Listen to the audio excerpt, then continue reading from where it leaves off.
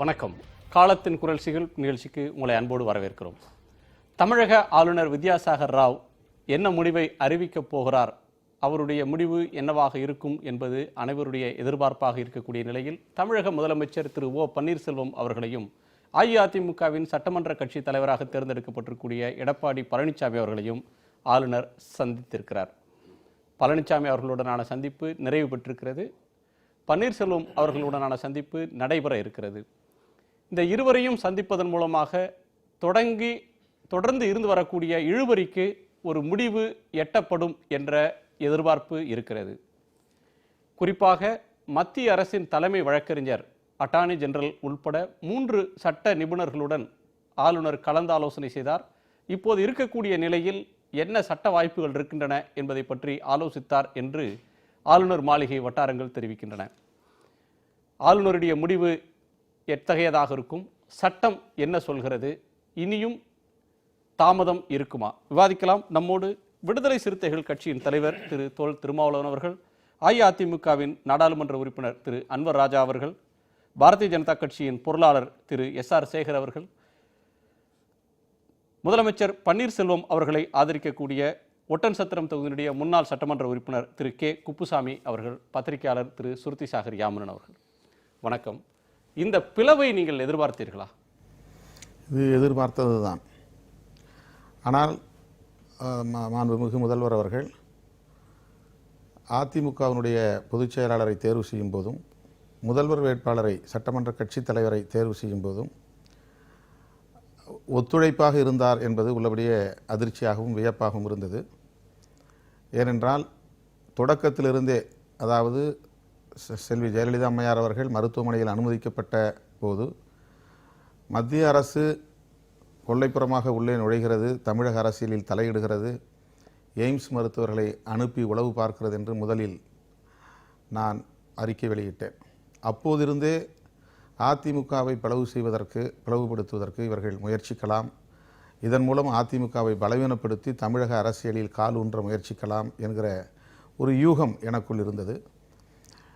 5ஆம் தேதி இப்படி ஒரு செய்தி வந்தவுடனேயே நான் சொன்னேன், அதாவது கட்டுப்பாடோடு மிகுந்த ஒற்றுமையாக ஒருமித்த கருத்தின் அடிப்படையில் சட்டமன்ற கட்சி தலைவரை தேர்வு செய்திருக்கிற இந்த முறையை நான் வரவேற்கிறேன் என்று சொன்னேன். எனக்கு ஓபிஎஸ் எப்படியும் எதிர்ப்பார், ராஜினாமா செய்ய ஒத்துக்கொள்ள மாட்டார் என்று நான் எதிர்பார்த்திருந்தேன். ஆனால் அன்றைக்கு 5ஆம் தேதி அவர் சிரித்த முகத்தோடு ராஜினாமாவை அறிவித்துவிட்டு முதல்வர் வேட்பாளர் சட்டமன்ற கட்சி தலைவர் சசிகலா அம்மையார் தான் என்று அவரே முன்மொழிந்ததை பார்த்தபோது எனக்கு அதிர்ச்சியாக இருந்தது. ஆக மத்திய அரசு அல்லது பாரதிய ஜனதா அரசு தமிழகத்திற்குள் தலையிடுகிறது, தமிழக அரசியலில் ஒரு குழப்பத்தை ஏற்படுத்த முயற்சிக்கிறது என்பது தொடக்கத்திலிருந்து என்னுடைய சந்தேகம். இன்றைக்கும் அதில் நான் உறுதியாக இருக்கிறேன். இவ்வளவு குழப்பங்களுக்கும் மத்திய அரசினுடைய நடவடிக்கைகள் தான் காரணம் என்று நான் நம்புகிறேன். அதில் எனக்கு மாற்று கருத்து இல்லை. டெல்லி எங்கேயோ இருக்கிறது, பாரதிய ஜனதா கட்சி இங்கே சட்டமன்ற உறுப்பினர்கள் ஒரு உறுப்பினர் கூட இல்லை. அதிமுகவினர் இடம் தராமல் இது நடக்காது. அதிமுகவுக்குள்ள நடந்த ஒரு குழப்பத்துக்கு, அவர்களுக்குள் நடக்கிற ஒரு அதிகார போட்டிக்கு பிஜேபியை குறை சொல்வது, மத்திய அரசை குறை சொல்வதுன்றது சரியா? இது அதாவது அரசியல் என்பது ஒரு அதிகார போட்டி தான். அதில் ஒரு கட்சிக்குள்ளே நிகழ்வது மட்டுமல்ல, மற்ற கட்சிகளுக்கு இடையிலேயும் அது நிகழும். அங்கே மத்திய அரசாங்கம் தமிழகத்திற்குள்ளே வேறொன்ற பல முயற்சிகளை எடுத்துக்கொண்டிருக்கிறது. கடந்த தேர்தலிலும் சரி, அதற்கு முன்பு நடந்த தேர்தலிலும் சரி, அவர்கள் கூட்டணி அமைக்கிற முறை, இங்கே எப்படியாவது வேறொன்ற வேண்டும் என்று எடுத்துக்கொள்ளுகிற முனைப்பு, இவையெல்லாம் நாம் அறிந்த ஒன்றுதான். எல்லா மாநிலங்களிலும் அவர்களால் சாதிக்க முடிந்திருக்கிறது. தமிழகத்தில் மட்டும்தான் அது இதுவரையில் நிகழவில்லை. ஏன் அண்டை மாநிலமான கர்நாடகாவில் கூட அவர்களால் ஆட்சியை கைப்பற்ற முடிந்தது. பிற மாநிலங்களில் எல்லாம் ஓரளவுக்கு கணிசமாக அவர்களால் வேறுவிட முடிந்திருக்கிறது. ஆனால் தமிழகத்தில் திமுகவும் அதிமுகவும் வலுவான கட்சிகளாக இருக்கிற காரணத்தால் இங்கே தேசிய கட்சிகளால் பெரிய அளவிலே சாதிக்க முடியவில்லை. ஆக அதிமுக தலைமை பலவீனப்பட்டிருக்கிற நிலையில், அல்லது அதிமுக தலைமை இல்லாத நிலையில் அதிமுகவை முதலில் பலவீனப்படுத்துவதன் மூலம் தாம் அந்த இடத்திலே திமுகவுக்கு போட்டியாக வந்து உட்கார முடியும் என்ற எதிர்பார்ப்பு பாரதிய ஜனதாவுக்கு இருக்கிறது என்பது என்னுடைய 25 ஆண்டு கால அரசியல் அனுபவத்திலிருந்து நான் சொல்கிறேன். ஒரு 25 ஆண்டு கால அரசியல் அனுபவத்திலிருந்து நீங்க முன்வைக்கிற குற்றச்சாட்டுக்கு திரு எஸ்ஆர் சேகர் அவர்கள் பதில் சொல்லுவார். நான் அதற்கு முன்னால் இன்னொரு கருத்து நான் உங்கள்கிட்ட கேட்கணும். ஒரு பாப்புலர் சென்டிமெண்ட்டுக்கு எதிராக ஒரு வழக்கு நிலுவையில் இருக்கும்போது பொதுமக்கள் ஏற்பார்களா இல்லையா அப்படின்றது சந்தேகமாக இருக்கக்கூடிய ஒரு வேளையில ஒரு முடிவு அந்த கட்சியின் சட்டமன்ற உறுப்பினர்களால் எடுக்கப்படுகிறது. இது நிர்பந்தப்படுத்தி எடுக்கப்பட்ட முடிவுன்னு திரு பன்னீர்செல்வம் அவர்கள் சொல்றார். அவர் சொல்வது சரி என்று அந்த கட்சியினுடைய முன்னணி தலைவர்கள், அதுவரையிலும் டிஃபெண்ட் பண்ணிட்டு இருந்த மதுசூதனன் போன்றவர்கள், பொன்னையன் போன்றவர்கள் அந்த கருத்துக்கு போறாங்க. அமைச்சரவையில் ஒருவராக இருந்த மாஃபா பாண்டியராஜன் அந்த நிலையை எடுக்கிறார். ஏராளமான நாடாளுமன்ற உறுப்பினர்கள் பன்னீர்செல்வம் அவர்களை ஆதரிக்கக்கூடிய நிலைமை இருக்கிறது. இந்த கட்சியில ஒரு அன்பாப்புலர் ஒப்பீனியன், ஒரு ஏற்றுக்கொள்ள முடியாத தலைமையை ஏற்றாக வேண்டிய நிர்பந்தத்துக்கு அந்த கட்சியினர் தள்ளப்பட்டாங்க. அதற்கு எதிராக பன்னீர்செல்வம் ரிவோர்ட் செய்தார். அதை தார்மீக ரீதியாக ஆதரிப்பது கடமை என்று பல தரப்பினர் அதை ஆதரிக்கிறாங்க. அப்படியான ஒரு நிலைப்பாடாக ஏன் பாரதிய ஜனதா கட்சி வெளியிலிருந்து இதை பார்க்கிறது அப்படின்னு பார்க்க முடியாதா? இல்லை, இது ரொம்ப தர்க்க ரீதியான ஒரு வாதம் நீங்கள் சொல்லுவது. அதாவது அரசியல் என்றால் தானே வலிந்து மனம் உவந்து ஒரு அதிகாரத்தை மற்றவருக்கு கொடுத்து விட மாட்டார்கள். அது எங்கும் நிகழாது. நான் முதல்வராகலை, நீங்களே ஆகிக்கொள்ளலாம் என்று யாரும் அவ்வளவு எளிதாக தந்துவிட மாட்டார்கள். நிர்பந்தம் என்பது இருக்கத்தான் செய்யும். அது அரசியலில் எல்லா தளங்களிலும் நாம் பார்த்து வருகிற சான்றுகள் ஏராளம் உள்ளன, பார்த்து வருகிற நிகழ்வுகள். ஆகவே ஒருவேளை நீங்கள் சொல்லுவதைப் போல சசிகலா அம்மையார் தரப்பில் நிர்பந்தம் செய்து தன்னை முதல்வராக்க வேண்டும் என்று வற்புறுத்தியிருந்தால் கூட அரசியலில் இது நிகழும். அதை முதல்ல நம்ம புரிந்து கொள்ள வேண்டும். ஆனால் காலம் கடந்து சில நாட்கள் கடந்து நம்முடைய முதல்வர் அவர்கள் இதற்கு எதிர்ப்பு தெரிவிக்கிறார். அவருடைய எதிர்ப்பு என்பது பொதுச் செயலாளரை தேர்வு செய்வதிலிருந்து அவரால் யூகிக்க முடிந்திருக்கும். கட்சியினுடைய பொதுச் செயலாளராக தேர்வு செய்த நாளிலிருந்து அவரால் யூகிக்க முடிந்திருக்கும். ஆனால் அப்போது அவர் எதிர்க்கவில்லை. 5ஆம் தேதியும் அவர் எதிர்க்கவில்லை. 7ஆம் தேதி தான் அதற்கு மாறான கருத்தை அவர் சொல்லுகிறார் என்கிற போது பாரதிய ஜனதாவுக்கு அல்லது மத்திய அரசுக்கு இந்த நாட்டை சசிகலா அம்மையாரிடமிருந்து காப்பாற்ற வேண்டும் என்கிற நல்லெண்ணத்தின் அடிப்படையில் ஓபிஎஸ்ஐ ஆதரிக்கிறார்கள் என்று சொல்லுவதை நம்மால் அவ்வளவு எளிதாக ஏற்றுக்கொள்ள இயலவில்லை. ஏனென்றால் யாரை தேர்வு செய்வது என்பது அந்த கட்சிக்கு உள்ள சட்டமன்ற உறுப்பினர்களின் உரிமை, அதிகாரம். அதில் எனக்கு என்ன உடன்பாடு என்பது வேறு. நான் விரும்பினாலும் விரும்பாவிட்டாலும் என்னுடைய முடிவை அதிலே திணிக்க முடியாது. ஏனென்றால் அவர்கள் தேர்ந்தெடுக்கப்பட்ட சட்டமன்ற உறுப்பினர்கள் தான் அந்த முடிவை எடுக்க போகிறார்கள். தேர்ந்தெடுக்கப்பட்ட சட்டமன்ற உறுப்பினர்கள் அவர்களுக்கு வாக்களித்த மக்களின் உணர்வுகளை மதிக்க வேண்டும். வாக்களித்த மக்களுடைய உணர்வுக்கு, கட்சிக்காரனுடைய உணர்வுக்கு மாறாக அவர்கள் செயல்படக்கூடாது என்ற ஒரு வாதம் முன்வைக்கப்படுது. அதெல்லாம் ரொம்ப லேட்டாக டெவலப் ஆனது. மக்களுடைய உணர்வுங்கிறது அந்த 5ஆம் தேதி எடுக்கப்பட்ட முடிவு எடுக்கப்பட்ட போது வெளியான உணர்வுகள் அல்ல. கால அவகாசம் கொடுத்த பிறகு தான் அந்த உணர்வுகள் வெளிப்படுகிறது. கிட்டத்தட்ட 5 நாட்கள் அதற்கான ஒரு இடைவெளியை ஆளுநர் தருகிறார். அதற்கான ஒரு டெம்போ என்பது இங்கே உருவாக்கப்படுகிறது. அதனால் மக்களுடைய உணர்வுகள் வெளிப்படுகிறது. மக்களுடைய உணர்வுகளை மதிக்க வேண்டும் என்பதிலே யாருக்கு மாற்று கருத்தில்லை. மக்களுடைய உணர்வுகளின் அடிப்படையில் சில முடிவுகளை எடுக்க வேண்டும் என்பதிலே மாற்று கருத்தில்லை. ஆனால் தமிழகத்தினுடைய நலன்களை அடிப்படையாக கொண்டு சசிகலா அவர்களை முதல்வராக வரவிடாமல் தடுக்க வேண்டும் என்கிற அடிப்படையில் பாரதிய ஜனதா அணுகியது என்பதை ஏற்க இயலவில்லை. பாரதிய ஜனதாவுக்குன்னு ஒரு அணுகுமுறை அதில் இருக்கலாம். பாரதிய ஜனதாவுக்கு ஒரு ஆதாய நோக்கம் அதிலே இருக்கலாம். அந்த ஆதாய நோக்கத்தை தான் நாம் சுட்டி காட்டுகிறோம். பாரதிய ஜனதாவுக்கு இங்கு இந்த தமிழக அரசியலில் வேரூன்ற வேண்டிய தேவை இருக்கிறது. அதை யாரும் மறுக்க முடியாது. அவர்கள் பலமுறை சொல்லியிருக்கிறார்கள். தொடக்கத்திலிருந்தே பாரதிய ஜனதா அல்லது மத்திய அரசு இந்த விவகாரத்தில் தலையிட்டு இருக்கிறது. அவர்களுடைய பிரதிநிதியாகத்தான் நம்முடைய ஆளுநர் வித்யாசாகர் ராவ் அவர்கள் செயல்படுகிறார். அவர் ஒரு இன்சார்ஜ் கவர்னர் தான், ஒரு பொறுப்பு ஆளுநர் தான். அவர் சுதந்திரமாக முடிவெடுக்க முடியாத நிலையிலும் இருக்கிறார். ஆகவே மத்திய அரசினுடைய வழிகாட்டுதல் இல்லாமல் அவர் காலதாமதம் செய்யவோ அல்லது இந்த முடிவுகளை எடுக்கவோ வாய்ப்பில்லை என்பதுதான் என்னுடைய கருத்து. திரு சேகர், தொல் திருமாவளவன் அவர்கள் முன்வைக்கக்கூடிய கருத்து அரசியல் ரீதியாக அவருடைய அனுபவத்திலிருந்து சில கருத்துக்களை பகிர்வதாக சொல்கிறார். அதற்கு உங்களுடைய எதிர்வினை?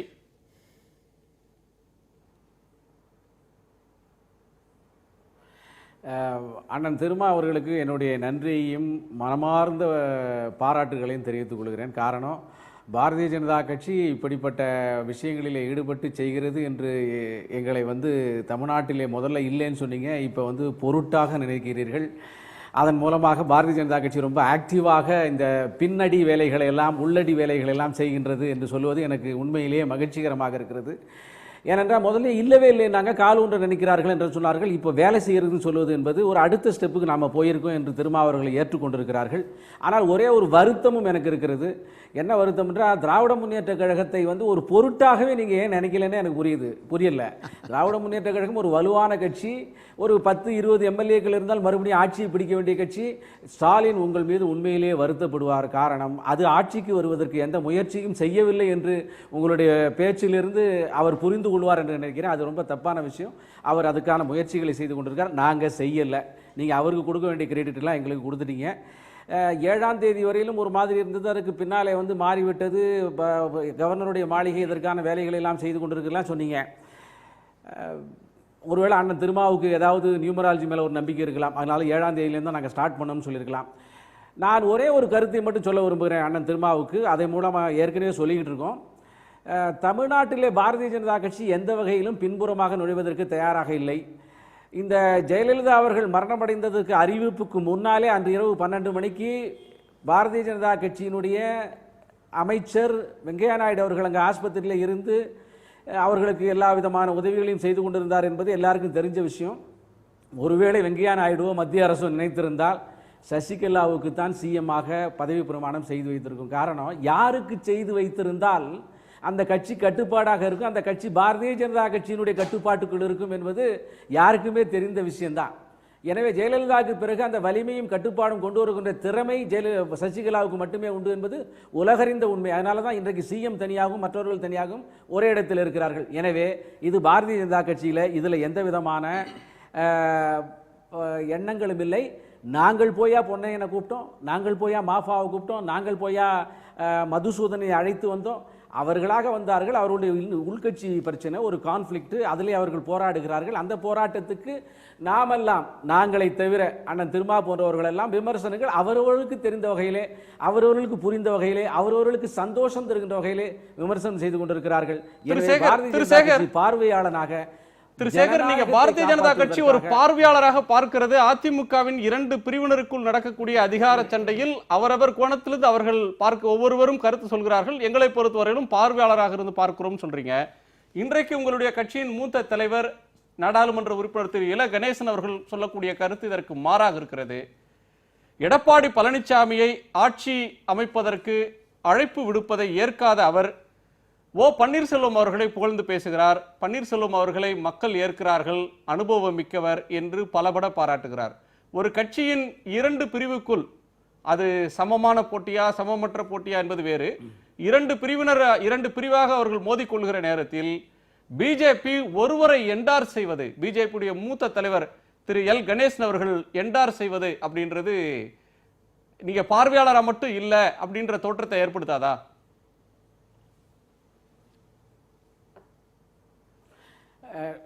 ஒரு கட்சிக்குள்ளார நீங்கள் சொல்லுவீங்க, அரசியல் கட்சியில் அத்தனை பேரும் ஒரே மாதிரியாக பேசிவிட்டால் குணசேகரன் போன்ற ஊடகவியலாளருக்கு பேசுவதற்கு ஒன்றுமே இருக்காது.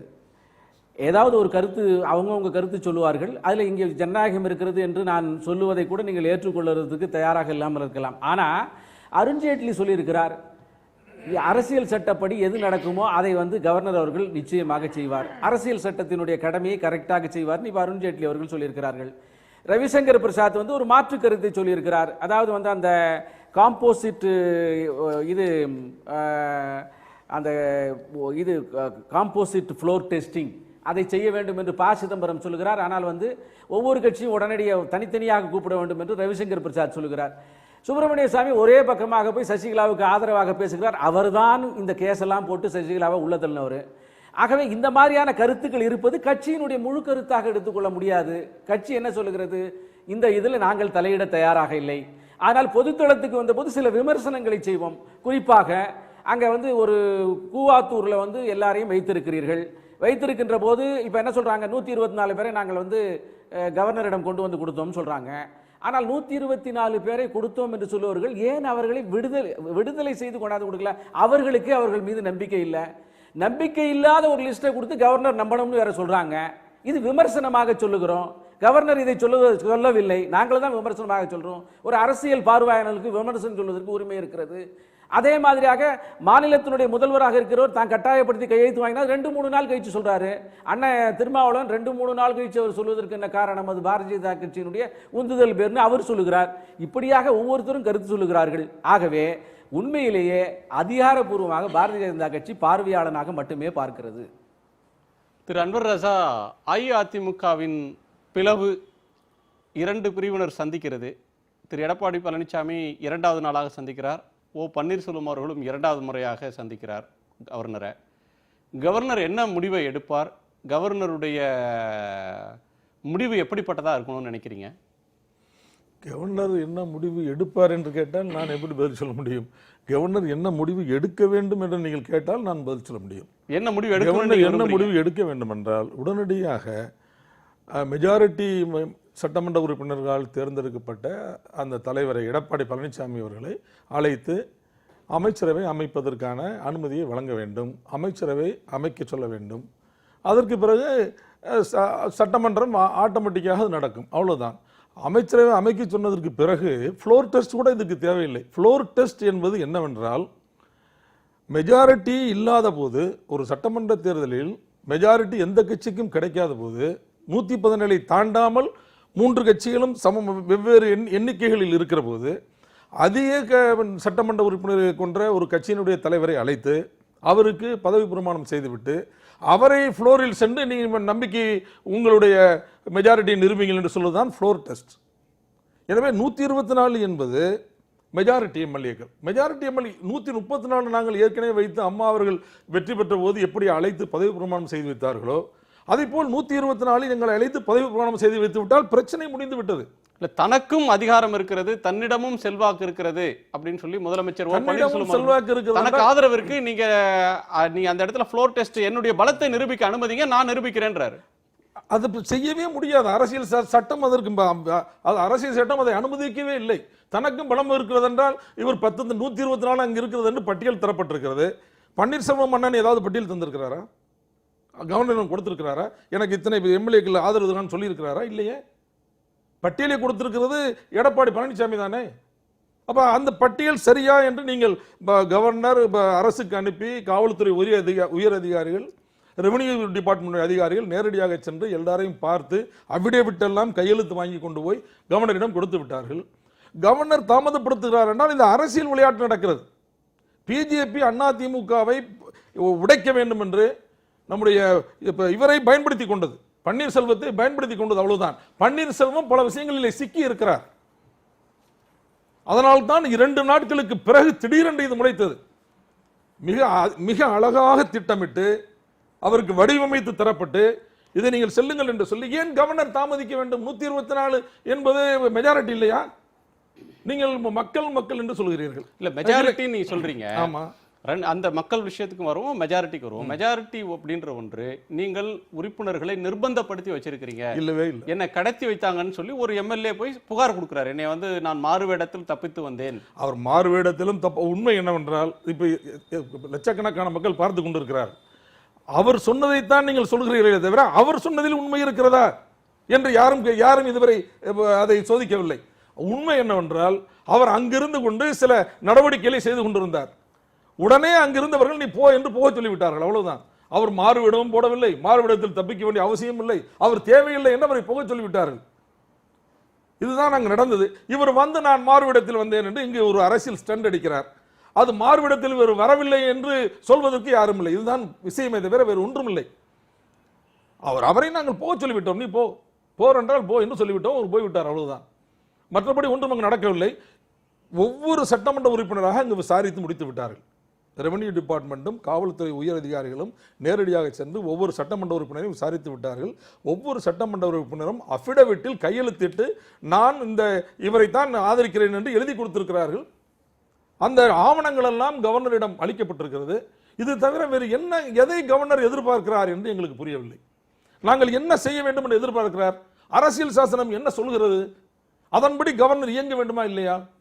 கவர்னர் இப்படி நீடித்துக் கொண்டே போனால் பிளவுகள் வரத்தானே செய்யும். அவர்கள் தான் பிளவுக்கு வழிவகுக்கிறார். இப்போது போனவர்கள் திரும்பி வந்து கொண்டிருக்கிறார். இப்போது அங்கு போனவர்கள் இங்கு வருவது, இங்கு போனவர்கள் அங்கு போவது, ஆயாராம் காயாராம் வேலைக்கு கவர்னரும் மத்திய அரசும் காரணம். நான் பகிரங்கமாக குற்றம் சாட்டுகிறேன். மத்திய அரசு இப்போது மத்திய அரசு சொன்னால் கவர்னர் இப்போது 10 நிமிடத்திற்குள் எங்களை அழைத்து பதவி பிரமாணம் செய்து விடுவார். ஆனால் இதே வேளையை மத்திய அரசு அண்ணன் பன்னீர் அவர்களை அழைத்து பதவி பிரமாணம் செய்து வைக்க முடியாது. ஏனென்றால் அவரிடம் மெஜாரிட்டி இல்லை. இருந்தால் இந்நேரம் உடனடியாக செய்திருப்பார். அவரிடம் மெஜாரிட்டி இல்லை, எப்படி செய்ய முடியும்? நீங்கள் எண்ணி பாருங்கள். அண்ணன் சொன்னதை போல எல்லாம் அவர்தான். பன்னீர்செல்வம் அவர்களும் நம்முடைய இங்கே இப்ப இருக்கிற தலைவர்கள் எல்லோருமாக சேர்ந்துதான் அவர்கள். நான் உண்மையை சொல்கிறேன், இந்த எல்லோருக்கும் மத்தியில் நான் உண்மையை சொல்கிறேன். நான் பொய் சொல்ல வேண்டிய அவசியம் இல்லை. எனக்கு 50 ஆண்டுகால அரசியல் அனுபவம் இருக்கிறது. புரட்சித் தலைவர் எம்ஜிஆர் அவர்களோடு நான் அரசியல் செய்தவன். நான் தூரத்தில் நின்று தான் இந்த பார்த்து கொண்டிருந்தேன். இப்போது இருக்கின்ற பெரிய தலைவர்கள், இந்த எங்கள் கட்சியினுடைய அவைத்தலைவர்களாக இருந்தவர்கள் எல்லோரும், அம்மா நீங்கள் தானம்மா இந்த கட்சியை காப்பாற்ற முடியும், நீங்கள் தானம்மா வர வேண்டும் என்ற ராப்பிச்சைக்காரனை போல இந்த போயஸ் கார்டனில் அம்மாவிடம் காலில் வந்து கெஞ்சினார்களா இல்லையா? இவர்கள் தானே அவர்களை பொதுச் செயலாளர் என்று சொன்னார்கள், இவர்கள் தானே முதலமைச்சர் என்று சொன்னார்கள். இப்படி எல்லாம் சொல்லிவிட்டு கடைசியில் மனமாற்றம் வர்றது மனமாற்றம். அதுதான் சொல்கிறேன், இந்த மனமாற்றம் ஒன்றுமில்லை. தங்களை காப்பாற்றிக் கொள்வதற்காக தங்களை மனமாற்றம் எப்படி நிகழ்ந்தது? இயல்பாக நிகழ்ந்ததா? திரு சேகர் குறுக்கிட விரும்பினார். திரு சேகர்,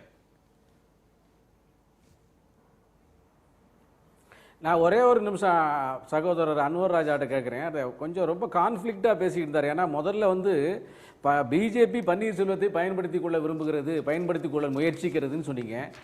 நம்ம இல்லைன்னு சொன்னோம். ஆனால் ஒரு இத்தனை 25 ஆண்டு கால அரசியல் இருக்கக்கூடிய அனுபவம் இருக்கக்கூடிய அன்வர் ராஜா அவர்கள் 10 பேர் இருக்கக்கூடிய பன்னீர்செல்வத்தையா பயன்படுத்தி கொள்ள நினைச்சா வந்து சசிகலாவுடைய குரூப் தானே வெயிட்டாக இருக்குது, அதை தானே பயன்படுத்தி கொள்ள ஒரு சாதாரண அரசியல்வாதி முயல்வான். பிரச்சனையே இல்லாமல் அவங்கள ஆட்டோமேட்டிக்காக பண்ணிக்கலாமே. இன்னும் சொல்லலாம், பன்னீர்செல்வத்தின் மீது இருக்கக்கூடிய வழக்குகளை விட சசிகலாவில் இருக்கக்கூடிய அந்த குரூப்பில் இருக்கக்கூடிய வழக்குகள் தான் ஜாஸ்தி. அதனால உங்களுடைய பார்வையில பார்த்தா கூட ஒரு புத்திசாலித்தனமா பிஜேபி அதுதான் முடிவு பண்ணணும். எனவே உங்களுடைய வாதத்தில் உண்மை இல்லை என்பதை சொல்வதற்காக மட்டும் இதை சொன்னேன். அவர்கள் சொல்வதை நான் சேகர் அவர்கள் சொல்வதை நான் வன்மையாக மறுக்கிறேன். என்னவென்றால், அவர்களுடைய நோக்கம் யாரை பயன்படுத்திக் கொள்வது என்பதல்ல, அதிமுகவை பிளக்க வேண்டும் என்பதுதான். அதிமுகவை பிளப்பதற்கு எங்கள் சின்னம்மா அவர்கள் ஒப்புக்கொள்ள மாட்டார்கள். அவர்கள் சொல்கிறபடி அவர்களை பணிய வைக்க முடியாது. ஆனால் பன்னீர்செல்வம் அவர்களை பணிய வைக்க முடியும். ஏனென்றால் இவருடைய பிடி அவருடைய கையிலே மாட்டிக்கொண்டது. அதுதான் பிரச்சனை. இவருடைய பிடி அவருடைய கையிலே மாட்டிக்கொண்டது.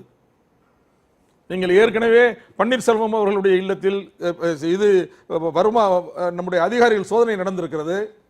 சேகர் ரெட்டியினுடைய சோதனையில் தொடர் சோதனையாக அவர் முதலில் சிக்கியிருக்கிறார் என்று செய்திகள் வருகின்றன, கசிகின்றன. அதை விட்டுவிட்டு இவர் முதலமைச்சராக இருக்கிறார், முதலமைச்சர் அறையிலே அமர்ந்திருக்கிறார். ஆனால் தலைமைச் செயலாளருடைய அறையிலே சோதனை நடக்கிறது. இது இந்தியாவில் வேறு எங்காவது இதுக்கு முன்னால் நடந்திருக்கிறதா? அதை ஏன் இவர் பார்த்து கொண்டு பேசாமல் இருக்கிறார்? அதெல்லாம் பிஜேபி வைக்கிற சோதனை. இவர் சும்மா இருக்கிறாரா, நம்முடைய சொல்வதற்கு தலையாட்டுகிறாரா என்று பார்க்கிறார்கள்.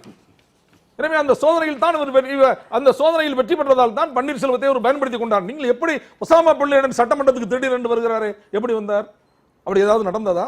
அந்த மாணவர்கள் நடத்திய ஊர்வலத்தில் ஒசாமா பின் லேடனுடைய படத்தை வைத்துக் கொண்டு தீவிரவாதிகள் வந்து விட்டார் என்று முதலமைச்சரே சட்டமன்றத்தில் காட்டினார்.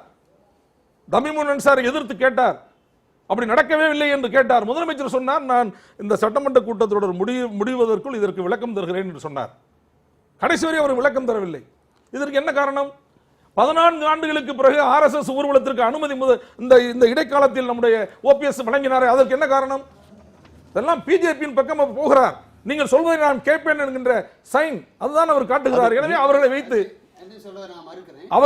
இவர்கள் அதிகாரம் செய்கிறார். நான் அமைதியாக கேட்டுக்கிட்டே இருக்கேன். கருத்து சொல்லுங்க. என்னை விட மூத்த சகோதரர் அவர். அதனால நான் வந்து இளமையா இருக்கு, நீங்க இளமையா இருக்கிறீங்க, ஒத்துக்கிறேன். இருந்தாலும் என்னுடைய கருத்துக்களை நான் பதிவு செய்ய விரும்புகிறேன். ஏற்கனவே அன்பு சகோதரர் திருமா அவர்கள் அவருடைய கருத்தை பதிவு செய்திருக்கிறார்கள். அண்ணன் சொன்னது பன்னீர்செல்வம் ஏதோ ஒரு தலையாட்டி பொம்மை போல, OPS என்பவர் ஒரு தலையாட்டி பொம்மை போலவும் யார் வேண்டுமானாலும் அவரை ஆற்றலாம் என்பது போலவும் அண்ணன் சொல்வதை வன்மையாக நான் மறுக்கிறேன். ஏனென்றால் 3 முறை அண்ணனுக்கும் அம்மையார் தலைவியாக இருக்கிறார், எங்களுக்கும் தலைவியாக இருந்திருக்கிறார். அம்மாவின் தலைமையிலே நாங்கள் ஒன்று போயிட்டு செயல்பட்டு வந்திருக்கிறோம். இது எல்லோரும் ஏற்றுக்கொள்ளக்கூடிய ஒன்று. அம்மாவால் அடையாளம் காட்டப்பட்டு அம்மாவால் அரசியலிலே வளர்க்கப்பட்டு 3 முறை முதலமைச்சராக ஆனவர் OPS. இந்த 3 முறையில் என்ன 2 முறை 2 முறை 2 முறை, இப்போ 3வது முறை. 3வது முறை. 3வது முறை அம்மா இல்லை. ஆமாம், அம்மா இல்லை, இருந்தாலும் அம்மாவின் ஆசி பெற்றவர், இருமுறை அனுபவம் பெற்றவர், முதலமைச்சராக இருந்து எல்லோரிடமும் நல்ல பெயர் வாங்கியவர். மக்களிடத்திலே, அரசியல் கட்சியிடத்திலே அவர் ஒரு நாகரிகமாக, பணிவாக, பண்போடு, அரசியல் காழ்ப்புணர்ச்சியின்றி இந்த அரசை நடத்தி வருகிறார். மக்களுக்கு வேண்டிய நல்ல பணிகளை ஆற்றி வருகிறார். ஒரு முதலமைச்சர் ஒரு 4 நாட்களில் தமிழ்நாடே வியக்கத்தகுந்த எதிர்க்கட்சி தலைவர்களெல்லாம் பாராட்டக்கூடிய அளவுக்கு அவர் பணியாற்றினார் என்பதை யாரும் மறுக்க முடியாது. அப்படிப்பட்டவரை பிஜேபி எதற்கெடுத்தாலும் அவர் அன்பு சகோதரர் சேகர் அவர்கள் சொன்னதைப் போல எதற்கெடுத்தாலும் பிஜேபி பிடிக்காதவர்கள் பிஜேபி சொல்ல வேண்டியது, காங்கிரஸை பிடிக்காதவர்கள் காங்கிரஸ். இது ஒரு கலாச்சாரமாக மாறிவிட்டது. நாங்கள் மக்களால் இயக்கப்படுகிறோம், மக்களுக்காக நாங்கள் வாழ்கிறோம், மக்களுக்காக தொண்டு செய்கிறோம். அதைத்தான் எங்கள் முதல்வர் ஓபிஎஸ் இன்னும் செய்து வருகிறார். எங்களை யாரும் ஆட்டி படைக்க முடியாது, நாங்கள் அப்படிப்பட்ட தலையாட்டி பொம்மைகளும் அல்ல, நாங்கள் சுதந்திரமானவர்கள், அப்படித்தான் இயங்கி வருகிறோம். அண்ணன் ஒன்றை சொன்னார், 2 நாட்கள் இவர் சொன்னார், எல்லாம் காலில் விழுந்தாக கையில் விழுந்தாக. இந்த கலாச்சாரத்தை கொண்டு வந்தது யார்? கட்சியிலே இல்லாதவர்கள், கட்சியிலிருந்து ஓரங்கட்டப்பட்டவர்கள், கட்சியிலிருந்து துரத்தப்பட்டவர்கள், அவர்களெல்லாம் வந்து சுற்றி இன்னைக்கு உட்காந்துக்கிட்டு அண்ணன் நானும் ஆரம்பத்திலிருந்து இருந்தவங்க, புரட்சி தலைவரால் வளர்க்கப்பட்டவங்க. அவர் நாடாளுமன்றம் சட்டமன்றம் எல்லாம் பார்த்தவர். நானும் 2 முறை சட்டமன்றத்தில் புரட்சி தலைவர் என்னை பார்த்து மகிழ்ந்தவர். நாங்களாம் ஆரம்ப காலத்திலிருந்தே வந்தவர். இந்த கட்சி எப்படி வளர்ந்தது, யார் வளர்த்தார்கள், இதை யார் இப்போ அழிக்க பார்க்கிறார்கள், எந்த கூட்டம் அழிக்க பார்க்கிறது என்பதெல்லாம் நாங்கள் பார்த்து கொண்டு தான் இருக்கிறோம். ஏனென்றால் அவரால், அம்மையாரால் வெறுக்கப்பட்டவர்கள், ஒதுக்கப்பட்டவர்கள், துரத்தப்பட்டவர்கள் இன்று ஆட்சியை, கட்சியை, போயஸை பிடிக்க வேண்டும் என்ற வெறியில் இங்கே வந்து உட்கார்ந்தார்கள். அவர்கள் அங்கே அவர் ஏரியாவில் மன்னார்குடியிலிருந்து அடியாட்களை கொண்டு வந்து இங்கே வைத்துக்கொண்டு மிரட்டல் பாணியிலே தான் அரசியல் நடத்தினார்கள்.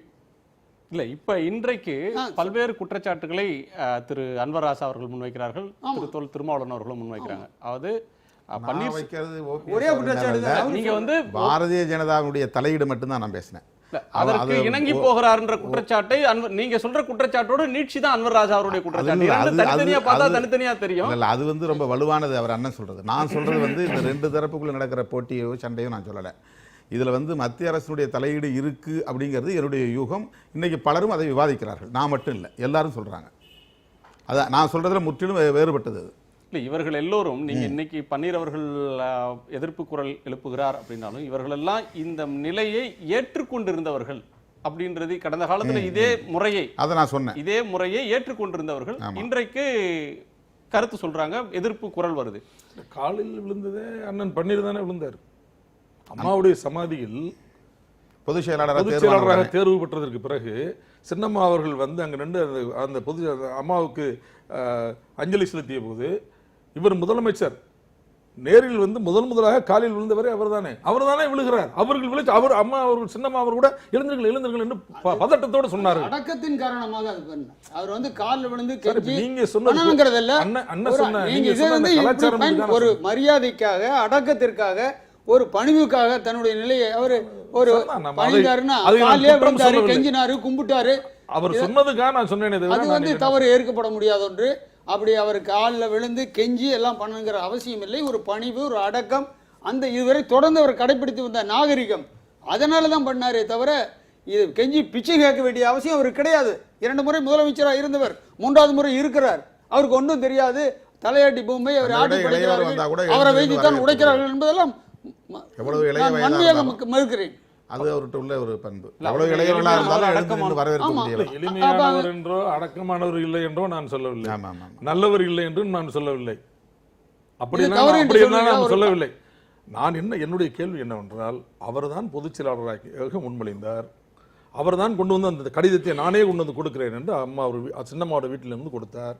அவர்தான் முதலமைச்சர் என்று முன்மொழிந்தார். அவரை நிர்பந்தப்படுத்தி இருந்தால் சட்டமன்ற உறுப்பினர்கள் கூட்டத்தில் என்னை நிர்பந்தப்படுத்தி இப்படி கையெழுத்து வாங்கி இருக்கிறார் அப்போதே அரசியல்ல ஒரு நிலையை எடுப்பதும் அதற்கு பிறகு அந்த நிலையிலிருந்து மாறுபட்டு இதுதான் என்னுடைய உண்மையான நிலை, அன்றைக்கு நிர்பந்தத்தினால் நான் அந்த நிலையை எடுத்தேன் அப்படின்னு சொல்றதும் இதற்கு முன்னால் நடக்காத ஒரு விஷயம் இல்ல, இன்றைக்கு நடந்து. நாங்கள் சொல்றோம், அப்படி நடந்ததற்கு ஒரு காரணம் இருக்கிறது. அந்த காரணம் மத்திய அரசு தான். உங்களுடைய பார்வை நடந்ததற்கு காரணம் மத்திய அரசு. நீங்க சொல்றீங்க பன்னீர்செல்வம் அவர்களுடைய ஒரே விஷயம். இப்ப அண்ணன் நீங்க வந்து வெளிப்படையா இவ்வளவு தூரம் லட்சக்கணக்கான மக்கள் பார்க்குற இடத்துல சொல்றீங்க, ஏன் சசிகலா அம்மையார் அதை சொல்லல? அது இப்ப என்னுடைய கேள்வி அது. இல்ல அவங்க அது வந்து அவங்க டைரக்டா சொல்லணும். ஏன்னா இப்ப திமுக தூண்டி விடுகிறது, திமுக தான் இதுல வந்து அரசியல் பண்ணுகிறது அப்படின்னு அவங்க சொல்றாங்க. ஆனா அவங்க வாயால வந்து மத்திய அரசு இதை வந்து சதி செய்கிறதுன்னு ஒரு வார்த்தை சொல்லியிருந்தாங்கன்னா இது இன்னும் எவ்வளோ அதுக்கு பெரிய வலு கிடைச்சிருக்கும். அது ஒரு பெரிய அதுக்கு ஏதாவது காரணம் இருக்கான்னு கேட்குறேன். இன்றைக்கு மத்திய அரசு மீது நம்பிக்கை ரொம்ப இருக்கு. வெளிப்படையா நீங்க சொன்ன கருத்துக்கள்லாம் வந்து பாரதிய ஜனதாவுக்கு ஆதரவா இங்க வந்து தமிழக அரசு அவங்க பயன்படுத்திக்கிறாங்க அல்லது பணிய வைக்கிறாங்கிறதுக்கான சில சான்றுகள் சொன்னாங்க. அந்த உதய் திட்டம் சொல்லிட்டு ஒரு திட்டம், அது வந்து ஜெயலலிதா அம்மையார் இருந்தப்ப எதிர்ப்பு தெரிவிச்சாங்க. அது மாதிரி அந்த ஜிஎஸ்டி வரி விதிப்பு அந்த மசோதா அதிமுக மட்டும்தான் இந்தியாவிலே எதிர்த்து ஓட்டு போட்டது. ஆனா இதுக்கெல்லாம் வந்து உடனுக்குடன் வந்து நம்முடைய முதல்வர் அவர்கள் ஒப்புதல் அளிச்சாங்க. அப்பவே அந்த விமர்சனம் வந்தது. ஜெயலலிதா அம்மையாரால் எதிர்க்கப்பட்ட திட்டங்கள் அனைத்துக்கும் இப்போதைய முதல்வர் உடனுக்குடன் ஒப்புதல் வழங்குவது ஏன்? மத்திய அரசோடு இவருக்கு என்ன இணக்கம் ஏற்பட்டிருக்கிறது, என்ன புரிதல் அப்படின்னு பொதுவெளியில் விவாதிக்கப்பட்டது. இதிலிருந்து தான் நான் சொல்றேன். இன்னைக்கு யாமுனன், இன்றைக்கு அதிமுகவுடைய சட்டமன்ற கட்சித் தலைவர் எடப்பாடி பழனிசாமி அவர்கள் ஆளுநரை சந்திச்சுட்டு போயிருக்கிறார். சில நிமிடங்களுக்கு முன்னால் தமிழக முதலமைச்சர் ஓ பன்னீர்செல்வம் அவர்கள் ஆளுநரை சந்தித்து போயிருக்கிறார். அவர் ஆட்சி அமைக்க உரிமை கோரியதாக கடிதம் கொடுக்கிறார். பன்னீர்செல்வம் அவர்கள் நான் ஆட்சியில் நீடிப்பேன் அப்படின்ற கருத்தை ஊடகங்களிடம் தெரிவிக்கிறார். எனக்கு பெரும்பான்மை சட்டமன்ற உறுப்பினருடைய ஆதரவு இருக்குன்னு ஊடகங்களிடம் தெரிவிக்கிறார். ஆளுநரிடம் என்ன தெரிவித்தார் அப்படின்றது அதிகாரப்பூர்வமாக இரண்டு தரப்பும் வெளியிடல. இந்த சூழல்ல இரண்டு தரப்பு ஒரே கட்சியைச் சேர்ந்தவர்கள் இருவர் உரிமை கோரினால் வாய்ப்பு தாருங்கள்னு கேட்டால் அவர்களுக்குள் போட்டி வந்தால் காம்போசிட் ஃப்ளோர் டெஸ்ட்னு சொல்றது ஒரு சீக்ரெட் பேலட்டு. அது வந்து யாருக்கு யார் வாக்களித்தார்கள் அப்படின்னு தெரியாம ரகசியமான அளவில் நடக்கிற வாக்கெடுப்பு அப்படின்னு சொல்லப்படுது. ஆளுநர் முன்னாடி அந்த வாய்ப்பு தான் இருக்கிறது. 2 நாட்களில் ஆளுநர் சட்டசபையை கூட்டுவார். யாருக்கு பெரும்பான்மை என்பதை வாக்களித்து முடிவு செய்யுங்கள்னு சொல்லி 2 நாளில் அதற்கான நடவடிக்கை இருக்கும். இன்றிரவே ஆளுநரிடமிருந்து அப்படி ஒரு அறிவிப்பு வரக்கூடும் அப்படின்னு எதிர்பார்க்கப்படுது. கடந்த காலங்களில் காம்போசிட் ஃப்ளோர் டெஸ்ட் அப்படின்றது என்ன மாதிரி நடந்திருக்கிறது? தமிழ்நாட்டு சூழலுக்கு அது எந்த வகையில் பொருந்தும்? சார், எனக்கு வந்து இந்த சீக்ரெட் பேலட்டுங்கிறது வந்து உடன்பாடே கிடையாது சார். அதாவது இந்த ஆன்டி டிஃபெக்ஷன் லாங்கிறது வந்து இவால்வ் ஆகி வந்திருக்கு. இதை வந்து நம்ம ஸ்ட்ரென்தன் பண்ணியிருக்கோம் ஓவர் தி இயர்ஸ், பல ஆண்டுகளா. இப்போ நீங்கள் சீக்ரெட் பேலட்டுன்னு இந்த மாதிரி ஒரு நிலைமையில் சொன்னீங்க அப்படின்னா அந்த ஆன்டி டிஃபெக்ஷன் லாக்கு ஒரு அர்த்தமே இல்லாமல் போயிடும். அதை தவிர விப்பு ஒவ்வொரு பார்ட்டிக்கும் வந்து அசம்பிளியில் கொறடான ஒருத்தர் இருக்காரு, அவர் விப்பு இஷ்யூ பண்ணி அவங்கள வந்து டிக்டேட் பண்ணுவார். அதுவும் ஒன்றும் யூஸ் ஆகாமல் போயிடும். என்னை பொறுத்த வரைக்கும் இதில் சீக்ரெட் பேலட் டைரக்ட் எலெக்ஷன், அதாவது பிரசிடென்ட் வைஸ் பிரசிடென்ட் போர்டில் வந்து டைரக்ட் எலெக்ஷனாக இருக்கிறதுனால சீக்ரெட் பேலட் வைக்கிறாங்களே தவிர ஒரு அசம்பிளியில் மெஜாரிட்டியை வந்து தேர்ந்தெடுக்கிறதுக்கு வந்து டிவிஷன் ஓட்டு தான் இருக்குமே தவிர சீக்ரெட் பேலட்னு கேட்கறது வந்து எனக்கு ஒத்துக்கொள்ள முடிய விஷயமா இல்லை. ஒன்று. ரெண்டாவது, கவர்னர் பண்ணுறது மாபெரும் தப்பு. அதாவது சசிகலா, ஒரு நிமிஷம், ஆளும் கட்சிக்கும் எதிர்கட்சிக்கும் இடையில ஓட்டிங் வருது. நம்பிக்கை கோரும் தீர்மானம் அல்லது நம்பிக்கை இல்லா தீர்மானம், அதுல யாருக்கு வாக்களித்தார்கள்னு பார்ப்பாங்க. ஆனா ஒரே கட்சியில இருவர் உரிமை கோரும் போது அந்த லாஜிக் அப்ளை ஆகுமா? அதே மாதிரியான ஒரு விஷயம் இருக்குமா? இல்ல, இப்ப என்ன உரிமை கோரும்னா சார், இவர் வந்து 124 125 எம்எல்ஏக்கள் சப்போர்ட் எனக்கு இருக்குன்றாரு, மச் மோர் தென் மெஜாரிட்டி. இப்ப எதிர் சைடு அவங்களுக்கு மிஞ்சி போனா 11 எம்எல்ஏக்கள் ஆதரவு இருக்கு. அப்படி இருக்கும் பொழுது 11 எம்எல்ஏக்கள் 9 எம்எல்ஏக்கள் ஆதரவு தான் இருக்கு. அப்படி இருக்கும் பொழுது 9 எம்எல்ஏ, ஒரு நிமிஷம் நான் முடிச்சிடறேன் சார். 9 எம்எல்ஏ இவர் ஏற்கனவே ரிசைன் பண்ணியாச்சு. இன்னொன்று நான் சொல்லணும், அதாவது இது வந்து கான்ஸ்டிடியூஷன்ல 2 இம்பார்ட்டன்ட் செக்ஷன்ஸ் இருக்கு sir, 217 and 190. 217 appointment of high court judges, supreme judges அப்பாயின்மெண்ட்டுக்கு அப்ளை ஆகுது. 190 அப்படிங்கிறது வந்து இந்த பொலிட்டிக்கல் லீடர்ஷிப், கான்ஸ்டிடியூஷனல் லீடர்ஷிப் வந்து நியமிக்கிறது. கவர்னரும் இது.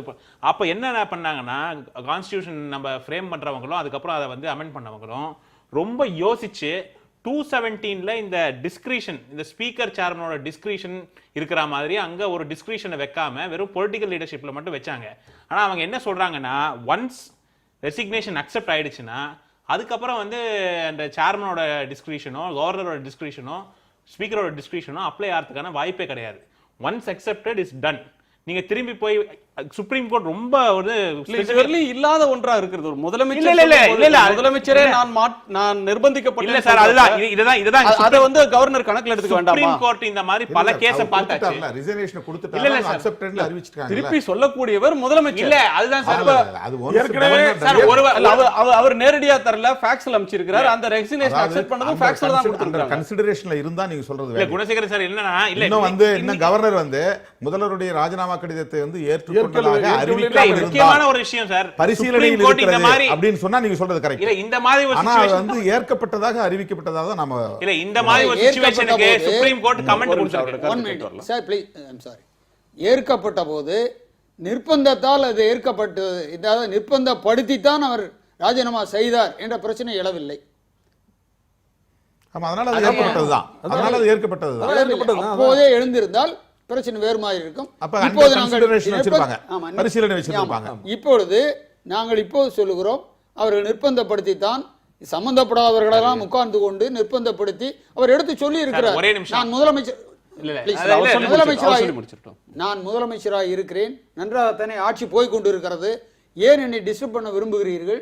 நீங்கள் பொதுச் செயலாளர் ஆகிவிட்டீர்கள், முதலமைச்சராக இருந்து நாம் எல்லோரும் இணைந்து பணியாற்ற வேண்டியதுதானே, ஏன் என்னை டிஸ்டர்ப் பண்ணுகிறீர்கள் என்று கேட்கிறார்.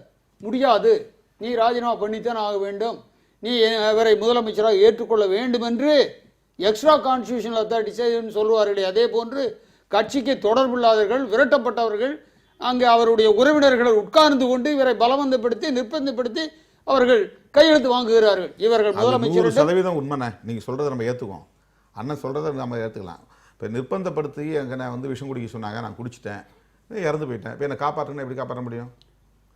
நிர்பந்தப்படுத்தினது உண்மைதான், ஆனா விஷயத்தை சாப்பிட்டாச்சு. சுப்ரீம் கோர்ட் இதே ஒரு இந்த சிச்சுவேஷன்ல கமெண்ட் இல்ல, சுப்ரீம் கோர்ட் இந்த சிச்சுவேஷன்ல ஏற்கனவே கமெண்ட் பண்ணிருக்கு சார். இந்த மாதிரி கான்ஸ்டிடியூஷனல் அத்தாரிட்டிஸ் ரிசைன் பண்ணிட்டு அப்புறம் வந்து நாங்க திருப்பி வாங்கிக்கிறோம்னு சொல்றது வந்து ஒப்புக்கொள்ள முடியாது. இத வந்து த்ரெட்டா யூஸ் பண்றதுக்கான வாய்ப்பு உண்டு. நாளைக்கு என்னன்னா ஒரு ஹைகோர்ட் ஜட்ஜ் வந்து இல்ல நீங்க எனக்கு வேண்டிய போர்ட்ஃபோலியோ கொடுக்கலன்னா நான் ரிசைன் பண்ணுவேன் அப்படின்னு ஒரு த்ரெட்டா யூஸ் பண்ணலாம். இல்ல ஒரு கவர்னரோ ஒரு சீஃப் மினிஸ்டரோ இதை த்ரெட்டா யூஸ் பண்ணி அவங்களுக்கு வேண்டியதை வந்து சாதிச்சுக்கலாங்கிற நிலைமை வந்துடும். அதனால ஒன்ஸ் ரிசைன் பண்ணிட்டா இதை நாங்க திருப்பி வாங்குறத ஒத்துக்க முடியாதுன்னு 2-3 ஜட்ஜ்மெண்ட்ல திரும்பி ரீஇட்டரேட் பண்ணிருக்காங்க. கவர்னர் அக்செப்ட் பண்ணிட்டா அதுக்கப்புறம் வந்து ரிசைன் பண்ணது பிரச்சனை இல்ல, புது சூழல் உருவாகும் போது ரிசைன் பண்ணது தேவைப்படுது. இந்த சூழல்ல வந்து ஓ பன்னீர்செல்வம் மேலதான் நம்ம குற்றம் சொல்ல முடியும் சார். இதை வந்து யாருமே வந்து மறுக்க முடியாது. அதாவது அவர் ரிசைன் பண்ணும்போது ஒரு நிமிஷம் ரிசைன் பண்ணும்போது அவர் சிறுகிச்சுக்கிட்டே பண்ணிட்டு ஒரு நாள் முழுவதும் வெயிட் பண்ணிட்டு 2 டேஸ் வெயிட் பண்ணிட்டு அடுத்து நீங்க வந்து என்ன ஹோஸ்ட் பண்ணாங்கன்னு சொல்றத வந்து எந்த அளவுக்கு நம்மளால ஒத்துக்க முடியும் அப்படிங்கிறது. இது வந்து ஒரு அரசியல், அவர் வந்து ஒரு பொலிட்டிக்கல் ஆப்பர்ச்சுனிட்டிக்காக தான் பண்ணியிருக்காருங்கிறதுல வந்து எந்த ஒரு டவுட்டும் கிடையாது. நான் ஒன்று சொல்றேன், கவர்னர் வந்து இது ஹெட் ஆஃப் தி ஸ்டேட், 6 கோடி மக்களுக்கும் தலைவர் கவர்னருங்கிறவர், அரசாங்கத்துக்கும் அவர் தான் தலைவர். அவருக்கு வந்து கான்ஸ்டியூஷன்லேயே வாஸ்ட் பவர்ஸ், டிஸ்கிரிஷனரி பவர்ஸ் இருக்கு. ஒரு அசாதாரணமான சூழ்நிலையில் ஒன்று நடக்கலாம், அரசியலில் அசாதாரணங்கள் தான் நிறைய நடக்கும். அந்த மாதிரி அசாதாரணமான சூழ்நிலையில் அவர் நிர்பந்தப்படுத்தப்பட்டார் என்று கவர்னர் நினைத்தால் நிச்சயமாக அவருக்கு டிசிஷன் பவர் இருக்கிறது, அதை அவர் உபயோகிக்கலாம், மறுபடியும் அதை வந்து பண்ணலாம்.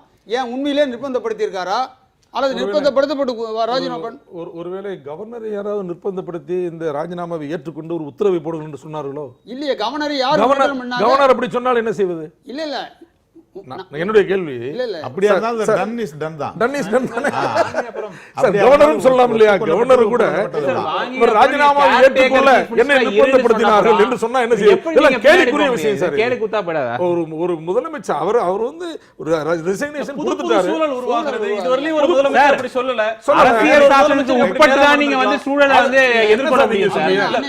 வேறொரு முதலமைச்சருக்கு இப்படி ஒரு நிலைமை ஏற்படாம இருந்திருக்கலாம். நான் என்ன சொல்றேன், ஒரு முதலமைச்சர் ராஜினாமா பண்ணிட்டு ராஜினாமாவை ஏற்றுக்கொண்டு கவர்னர் ஒரு உத்தரவு போடுகிறார், மாற்று ஏற்பாடு செய்கின்ற வரை நீங்கள் காபந்து சர்க்காரா கேர்டேக்கர் கவர்மெண்டாக இருங்கள் என்று சொல்கிறார். இதெல்லாம் முடிந்து 2 நாட்களுக்கு பிறகு ஞானோதயம் வந்ததை போல அம்மாவோட ஒரு சமாதியிலே உட்கார்ந்து கொண்டு ஒரு புது இதை வெளியிடுகிறார் என்றால் இதுக்கு ஏதோ ஒரு மறைமுக திட்டம் இருக்கிறது.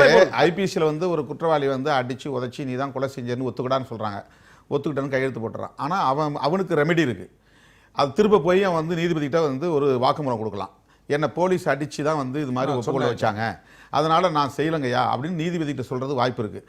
அந்த மாதிரி ஒரு ஆப்ஷன் இப்போ இந்த விவகாரத்தில் இருக்காங்கிறது நமக்கு தெரியல. அப்படி எங்கேயும் இல்லை. பன்னீர்செல்வம் அவர்கள் அப்படி எங்கேயும் இல்லை. பன்னீர்செல்வம் அவர்கள் யமுனன் ஒரு நிமிஷம். அந்த மாதிரி ஒரு ஆப்ஷன் இருந்தா கான்ஸ்டிடியூஷன்ல அப்படி ஒரு ஆப்ஷன் இருந்தா நீங்க கிளைம் பண்ணலாம். பன்னீர்செல்வம் அவர்கள் தரப்பை கேட்கலாம். கவர்னரை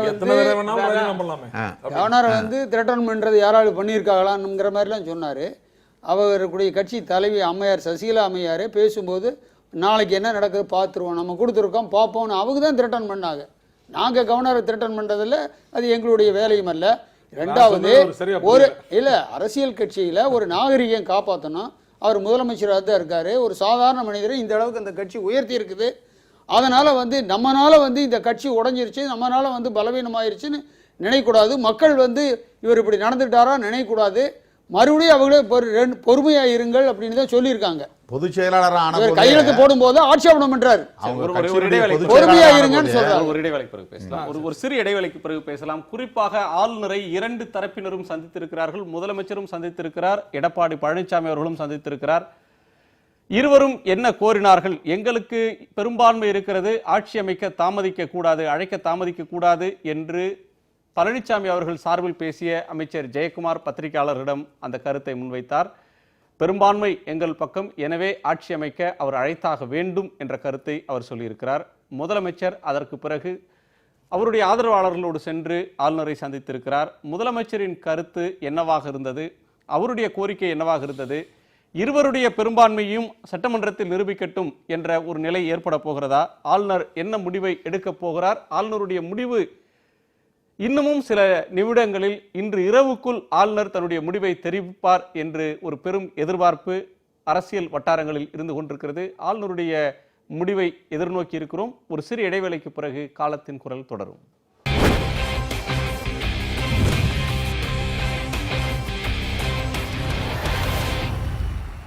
காலத்தின் குரல் தொடர்கிறது. திரு ஓ பன்னீர்செல்வம் அவர்கள், திரு அன்வர் ராசா, ஓ பன்னீர்செல்வம் முதலமைச்சர் அவர்கள், இதுவரையிலும் நான் பேசினது 10% தான், இன்னமும் பேசுவதற்கு ஏராளம் இருக்கிறது, அதை சொன்னால் மக்கள் தன் தரப்பில் இருக்கிற நியாயத்தை உணர்வார்கள் அப்படின்னு சொல்கிறார். இப்போ உங்கள் கட்சியில் ஒரு மாற்றம் நடந்திருக்கிறது. நேற்றைக்கு மாலையில் தீபா அவர்களும் பன்னீர்செல்வம் அவர்களும் 2 கரங்களாக இணைந்து செயல்படுவோம்னு சொல்லி அறிவிக்கிறாங்க. பன்னீர்செல்வம் அவர்கள் ரிவோல்ட் பண்ணுறதுக்கு முன்னாடி இருந்தே தீபா அவர்களை அரசியலுக்கு வாங்க அப்படின்னு அழைத்து தமிழ்நாடு முழுவதும் அதிமுகவுடைய தொண்டர்கள் அங்கங்கே போஸ்டர் ஒட்டினதை பார்த்தோம், பேனர் வச்சாங்க, அவர் வீட்டுக்கிட்ட போய் நின்னாங்க. இப்போ அவங்க 2 பேரும் சேர்ந்து இணைவது அப்படின்றது ஒரு வலிமையான எதிர்ப்பை அதிமுகவுக்கு தரும் அப்படின்னு சொல்லலாமா? இப்போ உங்கள் கட்சிக்குள்ள பொதுச் செயலாளர் சிறைக்கு சென்ற நிலையில் துணை பொதுச் செயலாளராக டிடிவி தினகரன் அவர்களை நியமிச்சிருக்காங்க. இந்த நியமனமும் இன்றைக்கு விமர்சிக்கப்படுகிறது. ஒரே மாதிரியான பொதுச் செயலாளர் இல்லாமல் துணை பொதுச் செயலாளர் கட்சியை நடத்த போகிறார், அது கட்சி அதிகாரம் என்பது தினகரன் அவரிடமா இருக்க போகிறது அப்படின்ற ஒரு நிலைமை இருக்கு. இது எப்படி போகும்? அதாவது தினகரன் சார் இப்போ துணை பொதுச் செயலாளர் நியமிக்கப்பட்டிருப்பது அவர் புதுசாக கட்சிக்கு வந்தவர் இல்லை. 1996ஆம் ஆண்டு புரட்சித் தலைவர் அம்மா அவர்களை எதிர்த்து எல்லோரும் அணி சேர்ந்தார்கள். அதாவது மூப்பனார் அவர்கள், ரஜினிகாந்த் அவர்கள் எல்லோரும் அணி சேர்ந்து கிட்டத்தட்ட நம்முடைய பர்கூரிலே அம்மா அவர்களை தோற்று போனார்கள். அவர்களால் வெற்றி பெற முடியவில்லை. அதற்கு பிறகு அதிமுகவிலிருந்து மிகப்பெரிய தலைவர்கள் அமைச்சராக இருந்தவர்கள்லாம் அந்த கட்சியை விட்டு போய்விட்டார்கள். 4 அணி 5 என்று போனார்கள், எல்லோரும் போய்விட்டார்கள், திருநாவுக்கரசு போனார், அவ்வளவு பேரும் போனார்கள்.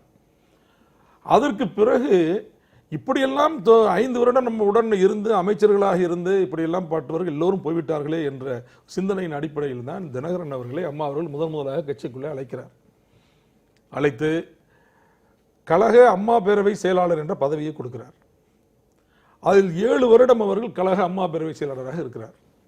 99 நாடாளுமன்ற தேர்தலில் பெரியகுளம் தொகுதியில் போட்டியிட்டு நாடாளுமன்ற உறுப்பினர் ஆகிறார். 2004 நாடாளுமன்ற தேர்தலில் அதே பெரியகுளம் தொகுதியில் போட்டியிட்டு வெற்றி வாய்ப்பை இழக்கிறார். அதற்கு பிறகு அதே 2004 வெற்றி வாய்ப்பை இழந்ததுக்கு பிறகு நாடாளுமன்ற மாநிலங்களை உறுப்பினராக இருக்கிறார். அவர் போகிறார். 10 வருடம் 11 வருடம் மக்களவை மாநிலங்களில் உறுப்பினராக இருந்திருக்கிறார். அண்ணா திராவிட முன்னேற்ற கழகத்தினுடைய மிகப்பெரிய பதவியான பொருளாளர் பதவியிலும் அவர் இருந்திருக்கிறார். இவ்வளவு அனுபவம் மிக்க ஒருவரைத்தான் இன்று சோதனை வந்தபோது, அப்போது ஒரு சோதனை வந்தது, இந்த சோதனை வந்திருக்கிற போது அம்மா அவர்கள் எப்படி அந்த சோதனையில் தினகரனை கொண்டு வந்தார்களோ அதை போல இந்த சோதனையில் சின்னம்மா அவர்கள் தினகரனை கொண்டு வந்து துணை பொதுச் செயலராக நியமித்திருக்கிறார்கள். இதில் எந்த தவறும் இல்லை, இதில் எந்த குற்றமும் நடைபெறவில்லை. மிக மிக தகுதியான ஒருவர் தகுதியான நேரத்தில் நியமிக்கப்பட்டிருக்கிறார் என்பதுதான் எங்களுடைய கருத்து. ஒன்று, நீங்கள் இன்னொரு கேள்வி கேட்டீர்கள். பன்னீர்செல்வம் அவர்கள் அண்ணன் ஓபிஎஸ் அவர்கள் ஏதோ சொல்ல போகிறார், நான் சொன்னால் வாய் திறந்தால் ஏதோ வெடிக்கும் என்று நீங்கள் சொன்னீர்கள். அவர் திறக்கட்டும், அது வெடிக்கட்டும், அது என்ன என்று பார்ப்போம். அதற்கு பிறகு நாங்கள் விமர்சனங்களை வைக்கிறோம். கருப்புசாமி பாண்டியன் போன்றவர்கள் அமைப்பு செயலாளராக நியமிக்கப்பட்டவர், அதிமுக மூத்த தலைவர்களாக இருந்தவர்களில் ஒருவர். அவர் இந்த நியமனத்தை ஏற்றுக்கொள்ள முடியாது. அவர் இப்போதான் இந்த கட்சிக்கு வந்தார். அவர் இந்த கட்சியிலிருந்து போனதற்கு பிறகு நடந்த மாற்றங்கள், நான் சொன்ன மாற்றங்கள் எல்லாம் அவருக்கு அது தெரியாது. அவர் 16 ஆண்டுகளுக்கு பிறகு இப்போதான் இந்த இயக்கத்துக்கு வந்திருக்கிறார். வந்தவரை வரவேற்று அவருக்கு முக்கியமான ஒரு இடத்தில் இருந்தவர் என்பதால் அவருக்கு ஒரு மரியாதை செய்யப்பட்டது. அவர் இப்போது போய் ஏதோ நேரத்துக்கு தகுந்தாற்போல் பேசுகிறார், அவ்வளவுதான். இவர்களோடு இருப்பவர்களெல்லாம் நண்பர்கள், இவர்களுக்கு எதிர்ப்பாக போயிட்டவர்களெல்லாம் பகைவர்கள். ஒன்று நான் ஒன்று சொல்லுகிறேன். சசிகலா அம்மையார் அவர்கள் முதல்ல என்ன அறிக்கை விட்டாங்க? அம்மா காட்டிய வழியில் இமியளவும் மாறாமல் அதுதான் நான் சொன்னேன், நாங்கள் ஆட்சி நடத்துவோம். அண்ணன் கொஞ்சம் இருங்க சொல்றேன். ஆட்சி நடத்துவோம் சொன்னார். தினகரன் அம்மா அவர்கள் பெங்களூரில் தண்டிக்கப்பட்ட போது சிறைவாசத்திலே இருக்கிறார். இவர்கள் எல்லாம் இருக்கிறார்கள். இல்ல தினகரன் இல்ல, அவர் தினகரனை தவிர அவர் 4 பேர் இருக்காங்க. டிடிவி தினகரனை பத்தி பேசிட்டு இருக்கோம். நீங்க அதாவது டிடி தினகரன் தான் சொல்றேன். டிடிவி தினகரன் இல்ல, அவர் போகல. அவர் உள்ள இருக்கும்போது அவங்களெல்லாம் உள்ள இருந்தாங்க. வெளியே இருந்தவர் தினகரன், வெளியே இருந்தவர் நடராஜன், வெளியே இருந்தவர் பாஸ்கரன், வெளியே இருந்தவர் வெங்கடேஷ். இப்படி இவர்களெல்லாம் வெளியே இருந்து கொஞ்சம் இருங்க. இல்ல இல்ல இல்ல, குற்றம் பண்ண உள்ள வச்சிருக்கணும், உள்ள வச்சிருக்கணும். ஏன்னா இவங்க தான் சதி செய்தார்கள். அம்மையாருக்கு எதிர்ப்பாக வருவதற்குள் முதலமைச்சராக வேண்டும் என்று இந்த கூட்டம் தான், இந்த கும்பல் தான் சதி செய்தது என்று அம்மா கருதிய காரணத்தால் தான் இவர்களை எல்லாம் கட்சியிலிருந்து நீக்கினார்கள். போயஸ் தோட்டத்திலிருந்து துரத்தினார்கள். இம்மியளவும் அவர்கள் வெளியே விட்டு மாற மாட்டேன் என்று சொன்ன சசிகலா அவர்கள் எப்படி இவரை துணை பொதுச்செயலாளராக இப்போது நியமித்தார்? கட்சியிலே அவர் உறுப்பினராக இல்லை, அவர் கட்சிக்குள்ளே அவர் வரவிடவில்லை, அவருக்கு எதிராக அவர்கள் செய்து செய்தார்கள். அப்படி இருக்கும்போது நடராஜனே சொல்லியிருக்கிறார், இந்த மாதிரி பன்னீர் ஆட்சி நல்லா தானே நடக்குது அப்படின்னு சசிகலாவின் கணவர் நடராஜ் சர்டிஃபிகேட் கொடுக்கிறார். அப்ப அவரை மாற்ற வேண்டிய அவசியம் என்ன? ஆட்சி நன்றாக நடக்கிறது அவரே சொன்னாரு. அவருடைய கணவரே எல்லாம் இயக்கிற நடராஜனே சொன்னாரு, ஆட்சி நல்லா பன்னீர் நல்லா நடத்துறாரு, அவரை மாற்ற வேண்டிய அவசியம் என்ன? இதுதான் அம்மா வழி நடப்பதா? நன்றாக இருக்கிறது, நன்றாக இல்லை என்பதெல்லாம் பிரச்சனை இல்லை. இல்ல, அவர் சொன்னாருங்கிறத பேச்சுக்கே நாங்கள் வரவில்லை. அவசியம் இல்லையா? நடக்கவில்லை என்று நாங்கள் சொல்லவில்லை. இல்லையே, நீங்க சொல்லிட்டு ஏன் மாத்துனீங்க? இல்ல, மாற்ற வேண்டிய அவசியம் என்ன? ஆட்சி நல்லா இல்லைன்னு நம்ம சொல்லல. இல்லன்னு இந்த ஆட்சி பிஜேபிக்கு தலையாட்டுகிற ஆட்சியாக இருக்கிறது சொல்லுகிறோம். ஏன் பன்னீர்செல்வனுடைய ஆட்சி பிஜேபிக்கு தலையாட்டுகிற ஆட்சியாக இருந்தது, அதுதான் எங்களுடைய குற்றச்சாட்டு. அம்மாவின் மீது அன்பராஜ் அவர்களுடைய குற்றச்சாட்டா இல்ல அதிமுக கட்சியின் குற்றச்சாட்டா? அதிமுக தரப்புல இருந்து இதுவரையிலும் யாரும் அதிகாரப்பூர்வமாக இந்த கருத்தை முன்வைக்கல. சொல்லுகிறேன், அவ்வளவுதான். நான் அதிமுகவுடைய சிறுபான்மையினர் அது தவறு, முற்றிலும் தவறு. சார், 2 விஷயம் இல்ல. என்னன்னா இவங்க இன்னொரு முரண்பாடு ஒண்ணு இருக்கு இவங்க சசிகலா தரப்புல. அதாவது பன்னீர்செல்வம் முதலமைச்சரா இருக்கும் பொழுதே அமைச்சர்கள் அவரை சசிகலா அவர்கள் முதலமைச்சர் ஆகணும்னு ஒரு டிமாண்ட வச்சாங்க. அதுக்கு கொடுத்த காரணம் என்னன்னா, கட்சி தலைமையும் ஆட்சி தலைமையும் வெவ்வேறாக இருக்கக்கூடாது, ரெண்டும் ஒன்னா இருந்தா தான் கட்சியையும் ஆட்சியையும் காப்பாற்ற முடியும் அப்படின்னு. அந்த விதத்துல பார்த்தா இப்போ எடப்பாடி பழனிசாமியை தான் ஜெனரல் செக்ரட்டரியா ப்ரப்போஸ் பண்ணிருக்கணும். இதை பண்ணாம அவங்க ஜெயிலுக்கு போன அப்புறம் அவங்க இது தினகரனை கூட்டிட்டு வைக்கிறதுங்கிறது அப்ப துணை பொதுச் செயலாளர். இது என்னன்னா, காலையில அவர் கட்சியிலே இல்லாதவரை காலையில பத்திரிகையில ஒரு அறிவிப்பு கொடுத்துட்டு அவரை மன்னிப்பு கேட்டுட்டாரு, அதை நான் ஒத்துக்கிறேன், அதனால திருப்பி கொண்டு வரேன், உடனே இவ்வளவு ஒரு உயர் பதவி கொடுக்குறேன் அப்படின்னு சொல்லும் பொழுது இது என்ன காட்டுதுன்னா, இவங்க மேல வச்ச குற்றச்சாட்டு, அதாவது இந்த குடும்பம் இந்த பார்ட்டியை கண்ட்ரோல் பண்ணணும்னு ஆசைப்படுது அப்படிங்கிற வச்ச குற்றச்சாட்டு இப்ப உண்மையாயிடுச்சு அப்படிங்கிறது தான் அர்த்தம்.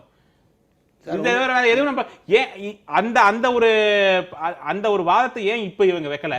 கட்சி பொறுப்பும் கட்சி தலைமையும் ஆட்சி தலைமையும் ஒன்றாகத்தான் இருக்கணும். எடப்பாடி பழனிசாமியா அப்போ டெபுட்டி ஜெனரல் செக்ரட்டரி ஆகிருக்க வேண்டியதானே? அவங்களால இப்ப இருக்க முடியாது, பிசிக்கல் பிரசன்ஸ் கிடையாது.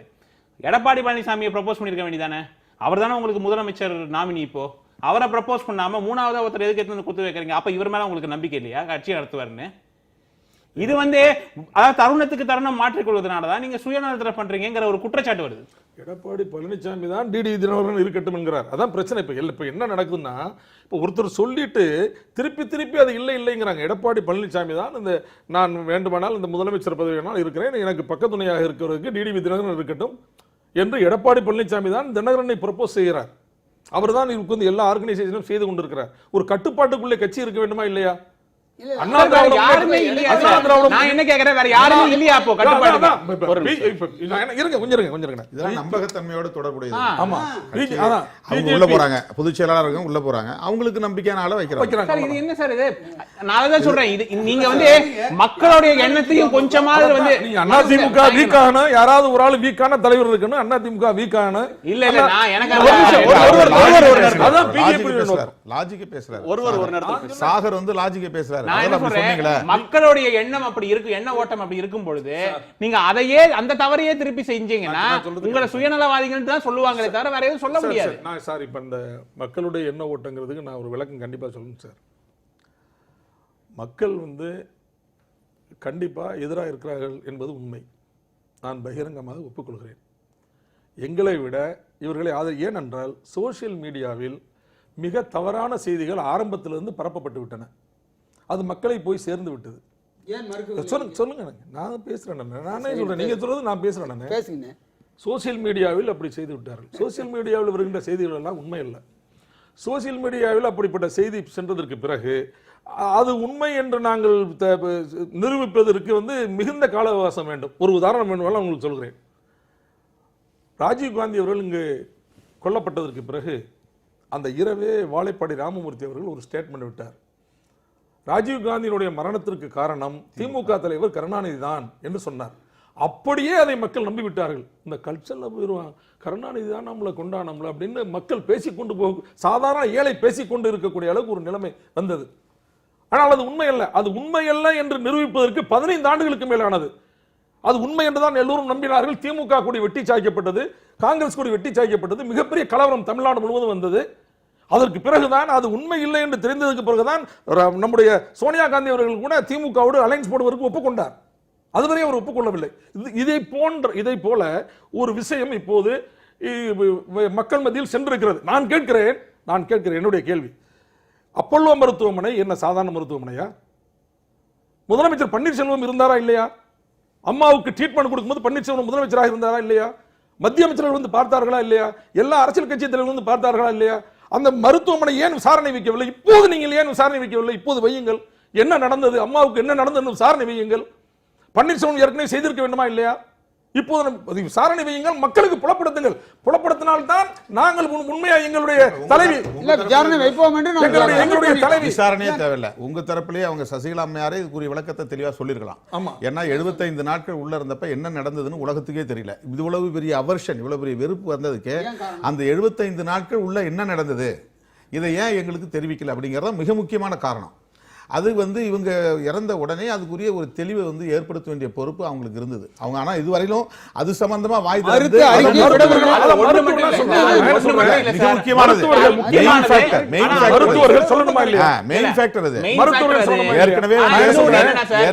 குடும்பத்து மேல முக்கியமான ஒரு குற்றச்சாட்டு என்னன்னா, இந்த நீதி விசாரணை தொடர்பான ஒரு விஷயத்துல ஒன்று சொல்லணும். முதலமைச்சர் பன்னீர்செல்வம் அவர்களிடம் நானே எங்களுடைய தொலைக்காட்சிக்காக நேர்காணல் கேட்கும்போது, நீங்க முதலமைச்சராக இருக்கிறவர், முதலமைச்சர் அருகிலேயே அன்றைக்கு இருந்தீங்க, அவர் தங்கியிருந்த அருகில் இருந்தீங்க, வந்த பல்வேறு தலைவர்கள் உங்களை தான் பார்த்தாங்க, பன்னீர்செல்வம் அவர்களையும் மற்றவர்களையும் தான் அங்கே இருந்த மூத்த நிர்வாகிகளை பார்த்தாங்க, பார்த்து விட்டு வந்து நலமாக இருக்கிறாருன்னு சொன்னாங்க. அப்போ இப்போ நீதி விசாரணை வேண்டும்னு இப்போ சொல்கிறீங்களே, உண்மையில் உங்களுக்கு சந்தேகம் அதில் இருக்கிறதா அப்படின்னு கேட்டேன். அப்போ அவர் முதலமைச்சர் அவர்கள் சொன்ன பதில், எனக்கு சந்தேகம் இல்லை, ஆனால் மக்களிடத்தில் சந்தேகம் இருக்கிறது, மக்களுக்கு இருக்கிற சந்தேகத்தை தெளிவுபடுத்த வேண்டியது முதலமைச்சர் என்ற முறையில் எனக்கு கடமை இருக்கிறது அப்படின்ற ஒரு கருத்தை சொன்னார். அதை தான் நான் சொல்றேன். அந்த தவறான கருத்து மக்களுக்கு போய்விட்டது. நான் கொஞ்சம் இருக்கேன். அந்த தவறான கருத்து போய்விட்டதன் காரணமாக அந்த வெறுப்பு மக்களிடம் எங்கள் மீது இருக்கிறது. இதுதான் அந்த வெறுப்பு இருக்கிறது. அந்த வெறுப்பு மாறுவதற்கு வாய்ப்பு இருக்கிறது. என்ன வாய்ப்பு இருக்கிறது என்றால், அந்த மறுப்பு மறுபடியும் நீங்கள் ஆட்சிக்கு நாங்கள் வந்து அமர்ந்து அம்மா அவர்கள் சொன்ன திட்டங்களை எல்லாம் நிறைவேற்றி கொஞ்சம் கொஞ்சமாக நிறைவேற்றி வருகிற போது அந்த மறுப்பு மாறுவது காரணம் இருக்குது. ஏனென்றால் தமிழ்நாட்டு அரசியலை சொல்கிறேன், 80 நாடாளுமன்ற தேர்தலில் புரட்சித் தலைவர் எம்ஜிஆர் அவர்களுக்கு வாக்களிக்காமல் தோற்கடித்த மக்கள் அதே 80 சட்டமன்ற தேர்தல் 6 மாதத்திற்கு பிறகு அந்த சட்டமன்ற தேர்தலில் அவருக்கு ஓட்டு போட்டு முதலமைச்சராக்கினார். அப்படியானால் மக்கள் எம்ஜிஆரை வெறுத்து விட்டார்கள் என்று பொருளா? இல்லை, மக்கள் மாறுவதற்கான வாய்ப்புகள் அதிகமாக இருக்கின்றன. 96 எங்களை தோற்கடித்த மக்கள் எல்லாம் முடிந்ததற்கு பிறகு சிகிச்சைக்கு போனதுனால அவங்க வந்து அனுதாபம் பெறலையா? யாரு? எம்ஜிஆர் அவர்களுக்கு வந்து அனுதாபம் அப்படின்ற ஒரு ஃபேக்டர் வரலையா? எப்ப? இல்ல அவர் நாடாளுமன்ற தேர்தல் நாடாளுமன்ற 80 நாடாளுமன்ற தேர்தல் நீங்க 84 சொல்றீங்க, நீங்க 84 சொல்றீங்க, 80 நாடாளுமன்ற தேர்தல். அதுக்கு பிறகு 96ல சுத்தமா நாங்க தோத்து போயிட்டோம். 96 அக்டோபர் மாசம் நடந்த உள்ளாட்சி மன்ற தேர்தலில் நீங்க பாத்தீங்கன்னா ஒரு சரித்திர சம்பவம் சொல்றேன். அதிமுகன்னு போட்டி போடுறதுக்கே ஆள் வரல. எங்க யூனியன்ல, மண்டபம் யூனியன்ல எந்த காலத்துல தமிழ்நாடு பூரா தோத்தாலும் அந்த யூனியன் தோக்காது. அப்படிப்பட்ட இடத்துல மாவட்ட கவுன்சிலுக்கு போட்டி போடுறதுக்கு நாமினேஷன் பண்ண ஆள் வரல. கடைசியா நான் நாமினேஷன் பண்ணேன், வேக்கண்டா இருக்கக்கூடாதுங்க. நாமினேஷன் பண்ணி நான் தோத்தேன். ஏன்னா மக்கள் ஓட்டு போடல. 96ல அப்ப வந்து வால் போஸ்ட்லயே அம்மா படத்தை போட்டு அடிக்கல யாருமே. அவ்வளவு வெறுப்பு அவங்க மேல இருந்தது. அந்த அன்னை மேரி இஷ்யூ, அந்த இஷ்யூ பல விஷயங்கள் வந்தன. திருமணம் அந்த திருமணம் அந்த இதெல்லாம் வந்தன. ஆனால் அப்படி வெறுப்பு, என்ன வெறுப்பு இருந்தது அந்த வெறுப்பு தான் இப்போது எங்கள் மீது இருக்கிறது. அந்த வெறுப்பு 98 நாடாளுமன்ற தேர்தலில் மறைந்து நாங்கள் 30 நாடாளுமன்ற உறுப்பினர்களை பெற்றோம். அதற்கு பிறகு 99 நாடாளுமன்ற தேர்தலில் கணிசமான இடங்களை பெற்றோம். 2001 ஆட்சியை பிடித்தோம். 98 பிப்ரவரி 14 கோவையில் ஒரு குண்டுவெடிப்பு. அன்றைய சூழல் வந்து திமுகவுக்கு எதிராக போனது. 2 ஆண்டுகளுக்கு முன்னால் மிகப்பெரிய வெற்றியை பெற்ற திமுக தமாகவால 2 ஆண்டுகள் அந்த வெற்றியை தக்க வச்சுக் கொள்ள முடியல. அது கோவை குண்டுவெடிப்பு நிறைய இருந்தது. 2 அம்சங்களை 2001 மீண்டும் நாங்கள் ஆட்சியை பிடித்தோம். நீங்களோ திரு குப்புசாமி அவர்களோ அதிமுகவுடைய மூத்த தலைவர்கள் பல்வேறு வாதங்களை திறம்பட வைக்கிறீங்க, உங்களுடைய அணிக்கு வலு சேர்க்கக்கூடிய வகையில வைக்கிறீங்க. ஆனால் இத்தனை நாட்கள் ஏன் உங்களை மாதிரியான மூத்த தலைவர்கள், முன்னாள் அமைச்சர்கள், இந்நாள் சட்டமன்ற உறுப்பினர்கள் இன்றைக்கு அடுத்தடுத்து வந்து பல்வேறு வாதங்களை முன்வைக்கக்கூடியவர்கள் இத்தனை நாட்கள் ஏன் எந்த கருத்தையும் சொல்லல அப்படின்றது எங்களுக்கு ஆச்சரியமாக இருக்கிறது. ஒவ்வொரு முறை பேசும்போதும் அதிமுக இருந்து இப்படி வந்து பேசினாரே, இவருடைய பேக்ரவுண்ட் என்ன, இவங்க நல்லா பேசினாங்களேன்னு பல நண்பர்கள் கேட்கிறத பார்க்க முடியுது. இந்த ஊடகங்களுக்கு இருக்கக்கூடிய பிரச்சனை என்னன்னா, உண்மை உறங்கும் போது உண்மை என்னதென்று உரியவர்கள் சொல்லாத போது நிச்சயமாக ஊகங்கள் வந்து உலா வரும். அது வந்து இது வந்து எல்லா கட்சிகளுக்குமே ஒரு பாடம் தான். நீங்க ஒரு டிரான்ஸ்பரன்சி அப்படின்ற ஒன்று இல்லை என்றால், வெளிப்படைத்தன்மை இல்லை என்றால் அதற்கான விலையை, பெரிய விலையை தந்தாக வேண்டும் அப்படின்ற ஒன்றுக்கு இந்த பரபரப்பு, ஊகம், வதந்தி இதற்கெல்லாம் அடிப்படை காரணம் உண்மை அப்படின்ற ஒன்றை வெளியில சொல்லாம தவிர்ப்பது அல்லது மறைப்பது, அதுதான் காரணமாக இருக்கிறது. நாம் நிறைவு பகுதியில் இருக்கிறோம். திரு யாமுனன், உங்கள்ட்ட இருந்தே தொடங்குறேன். இன்றைக்கு அடுத்து என்ன நடக்க போகுதுன்றதான் முக்கியமான ஒரு கேள்வி. ஆளுநர் என்ன செய்ய போகிறார்? இருவரையும் அழைத்திருக்கிறார். இந்த காம்போசிட் டெஸ்ட்ன்றதை வந்து பல தலைவர்கள் சொல்றாங்க. குறிப்பாக நிதியமைச்சராக இருந்த திரு ப. சிதம்பரம் அவர்களும் கூட இந்த கருத்தை சொல்றார். நிதியமைச்சர் திரு ப. சிதம்பரம் அவர்களும் கூட, அவர் ஒரு கான்ஸ்டிடியூஷன் எக்ஸ்பர்ட், உச்சநீதிமன்ற வழக்கறிஞர். அதில் என்ன கேள்வி வருகிறதுனா, ஜெகதாம்பிகா பால் அப்படின்ற ஒரு இதை வந்து மேற்கோள் காட்டுறாங்க. உத்தரப்பிரதேசம் கல்யாண் சிங் வழக்க தமிழ்நாட்டுக்கு பொருந்துமான்றது ஒன்று இல்லைனாலும் இது எல்லாமே ஆளுநருடைய தனி உரிமை, டிஸ்கிரிஷன் சார்ந்தது. ஆளுநர் விரும்பினால் காம்போசிட் டெஸ்ட்னு சொன்னால் அது காம்போசிட் டெஸ்ட் தான். அதை நீங்கள் வந்து உச்சநீதிமன்றத்தில் போய் வழக்காடுவது என்பது வேறு. அப்படி காம்போசிட் டெஸ்ட் வந்தால் 2 அணிகளும் ரகசிய வாக்கெடுப்பு நடந்தால் இன்றைக்கு தங்கள் பக்கம் மெஜாரிட்டின்னு சொல்கிற எடப்பாடி பழனிசாமி அவர்களால் அந்த மெஜாரிட்டியை தக்க வைத்துக் கொள்ள முடியுமா? உறுப்பினர்கள் கட்சிக்கு கட்டுப்பட்டவர்கள், கட்சி கொறடாவுக்கு கட்டுப்பட்டவர்கள்ன்ற நிலை மாறி மனசாட்சிப்படி வாக்களிக்கலாம் அப்படின்ற ஒரு சூழல் வருமா அப்படின்ற கேள்வி இருக்கு. எப்படி வரும்? என்னை பொறுத்த வரைக்கும் சீக்ரெட் பேலட்டுங்கிறதே கிடையாது சார். அதுதான் என்னோட ரீடிங். ஜெகதாம்பிகா பால்ல என்ன நடந்தது? ஜெகதாம்பிகா பால்ல சீக்ரெட் பேலட் எல்லாம் நடக்கல. அவங்க என்ன சொன்னாங்கன்னா, கோர்ட் தலையிட்டதுனால ஸ்பீக்கரை நீங்க நடத்துங்கன்னு சொல்லிட்டு அவர் அந்த ஓட்டிங் நடந்தப்புறம் அந்த எடுத்துட்டு போய் சீல்டு கவர்ல கோர்ட்ல கொடுத்தாரு. ரிசல்ட்ஸை சீக்ரெட்டா வச்சாங்களே தவிர சீக்ரெட் பேலட் எல்லாம் நடக்கலாங்க. அது வெளிப்படையா அப்புறம் சொல்லிட்டாங்க. இவர் கல்யாண் சிங் வந்து அதை ஜெயிச்சாரு. அங்க இன்னொரு விஷயம் என்னன்னா, அந்த டிஸ்மிஸ் ஆன கவர்மெண்ட், இவர் வந்து கவர்னர் வந்து கல்யாண் சிங்கை டிஸ்மிஸ் பண்ணிட்டு நீங்க வந்து இவரை வந்து உடனடியாக ஸ்வேர் இன் பண்ணி ஒரு குழப்பத்தை உருவாக்கினதுனால அங்க அந்த விஷயத்தை பண்ண வேண்டியதா போச்சு. அதுக்கும் இதுக்கும் எனக்கு தெரிஞ்சு சம்பந்தம் இல்ல. அதை இங்க அப்ளை பண்ண இல்ல முடியல. ஒரே கட்சியை சேர்ந்த 2 கிளைமன்ஸ். ஒரே கட்சி இல்ல, அதை நீங்க அந்த டைத்துல என்னன்னா ஒரே கட்சியை சேர்ந்த எம்எல்ஏஸ் மட்டும் இல்ல, இது வேற கட்சியோட சேர்ந்து எம்எல்ஏ சப்போர்ட் இருந்ததாங்க. ஸோ நான் சொல்றது இந்த கான்டெக்ஸ்டே வேற. இன்னொன்னு என்னன்னா இந்த சீக்ரெட் பேலட்டை விட்டுருங்க. என்ன ஒண்ணு அவர் வந்து முதல்ல கவர்னர் வந்து ஒரு பெரிய ஒரு நிமிஷம் சார், கவர்னர் வந்து பேலட்டை பத்தி ஒண்ணு சொல்லிடுறேன். ஒரு செலவுமே இப்ப சீக்ரெட் பேலட்டுங்கிறது ஓப்பன் பேலட்டை நீங்க ஓப்பனா பண்ணணும், எல்லாம் வெளிப்படைன்னு சொல்றீங்க. இன்னைக்கு அசாதாரணமான ஒரு சூழ்நிலை நிலவுது. இதுல என்னன்னா நாங்க என்ன சொல்றோம்னா, எங்களை ஆதரிக்கிறவங்க இவங்க வந்து அவங்கள மிரட்டி உருட்டி கைகளை கட்டி வாயை பொத்தி அடைச்சி வச்சிருக்காங்க. அதனால அவங்க எங்களுக்கு ஆதரவாக தான் இருக்காங்க. இவங்க மிரட்டலுக்கு பயந்து அங்கே இருக்கிறார்கள். அவர்களை சுதந்திரமாக ஊருக்கு அனுப்பினால் ஓபன் அப் பண்றதுல எங்களுக்கு ஆட்சேபனை இல்லை. நீங்க ஓபனா போடுங்க. ஓட்டிங் ஓபனா பண்ணுங்க சார். இந்த மாதிரி சார் நீங்க ஆன்டி, நான் என்ன சொல்றேன், உங்களுக்கு வந்து இந்த கட்சி தலைமை மேல வந்து நம்பிக்கை இல்ல, இவங்க மேல நம்பிக்கை இல்லனா தைரியமா அசெம்பிளில போய் விப்ப வயலேட் பண்ணி நீங்க ஓட்ட போடுங்க. நீங்க கவலைப்படுறீங்க. எப்படியா இருந்தாலும் எப்படியா இருந்தாலும் ஆட்சி கவுந்துரும். நீங்க அப்புறம் எலெக்ஷனை பாருங்க. இல்ல இது ஒரு அசாதாரண சூழ்நிலை. அசாதாரண சூழ்நிலை அடிச்சு மிரட்டி உள்ள கழிச்சிருக்காங்க. அசாதாரண சூழ்நிலை நான் என்ன கேக்குறேன், அது வந்து திரும்ப நாங்க சொல்லிட்டோம். அந்த கவர்னரை பத்தி ஒன்னு பதிவு செஞ்சிரட்டும். அசாதாரண சூழ்நிலை இல்ல நாங்க என்ன சொல்றோம், எங்களுக்கு மெஜாரிட்டி சட்டமன்ற உறுப்பினர்கள் ஆதரவு இருக்குது. அவர்கள் உருட்டி மிரட்டி பயப்படுத்தி அடைத்து வைக்கப்பட்டிருக்கிறார்கள். அவர்களை சுதந்திரமாக இவ்வளவு அண்ணன் பேசுறாருல, சுதந்திரமா தொகுதிக்கு அனுப்புங்க. எம்எல்ஏக்களுக்கு ஹாஸ்டல் இருக்கு, சொந்த வீடு இருக்குது, சொந்த தொகுதி இருக்குது. அங்க இருக்கிற மக்கள்லாம் எம்எல்ஏவுக்கு தேனம் வாட்ஸ்அப்லயும் ட்விட்டர்லயும் செய்தி விடுறான். எம்எல்ஏ வரணும், ஏன் அடைச்சி வச்சிருக்கீங்க, ஹைகோர்ட்டுக்கு போறான் ஹேபியஸ் கார்பஸ் மனு போடுறதுக்கு. இந்த சூழ்நிலையில சார் சொல்ற மாதிரி வெளிப்படையா நேரடியாக ஓட்டு போடணும். அவங்க அப்படியே பிடிச்சி கொண்டுட்டு வந்து நிறுத்தி பயந்துகிட்டு எப்படி அவங்க உணர்வு சொல்ல முடியும்? இல்ல டெமோக்ரஸில இல்ல டிபெண்ட்ஸ் அபான் தி சர்க்கம்ஸ்டன்சஸ். இது வந்து ஒரு அன்எக்ஸ்பெக்டட் மோஸ்ட் அன்எக்ஸ்பெக்டட். கவர்னரை பத்தி ஒண்ணு முடிச்சிடுறேன். இன்னொன்னு என்ன, இந்த கவர்னர் பண்றது மாபெரும் தப்பு சார். இந்த மாதிரி வந்து டிலே பண்ணிட்டே போறது, ஒரு வேக்யூமை வந்து கவர்னன்ட்டே உருவாக்கி திருமாவளவன் அவர் சொன்ன மாதிரி இது ஹார்ஸ் ட்ரேடிங்கான ஒரு வழி வகுக்கிற விஷயம் தான், வேற எதுவுமே கிடையாது. சசிகலா அவர்களை அழைக்காததுக்கு ஒரு காரணம் இருந்தது. உச்சநீதிமன்றம் தீர்ப்பு கொடுக்க போகுது. ஒரு விதத்துல அவருடைய சைலன்ஸ் அப்போ ஜஸ்டிஃபை ஆயிடுச்சு. பட் இதுக்கு அப்புறமும் வந்து நான் எதையுமே சொல்ல மாட்டேன், எதையுமே பேச மாட்டேன், நான் உட்காருவேன், 2 பேரையும் பார்த்துட்டே இருப்பேன், டெசிஷன் எடுக்க மாட்டேன்னு இப்படியே உட்கார்ந்து இருந்தா இந்த மாதிரி ஒரு தவறான அப்ரோச் நான் இது வரைக்கும் பார்த்ததே கிடையாது.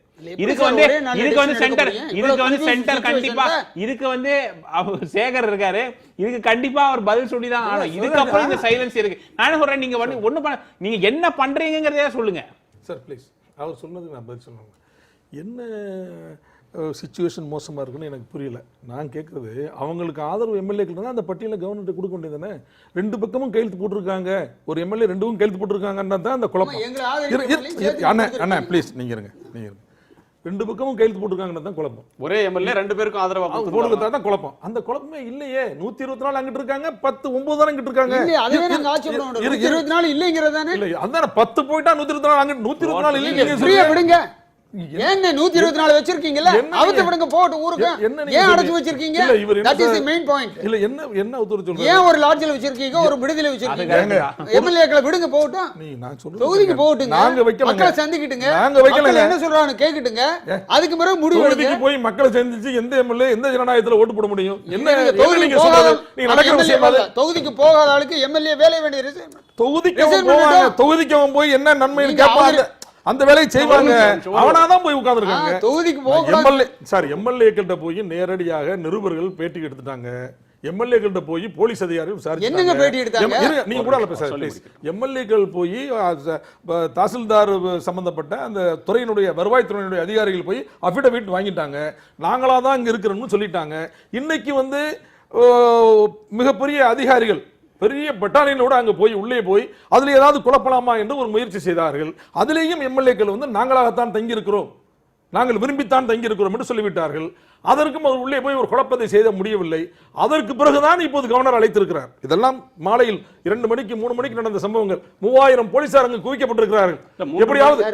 எப்படியாவது அதை குழப்பி விட வேண்டும் என்று நினைக்கிறார். குழப்பம் இவர்களுக்கு தானே தவிர மக்களுக்கும் அல்ல, சட்டமன்ற உறுப்பினருக்கும் அல்ல.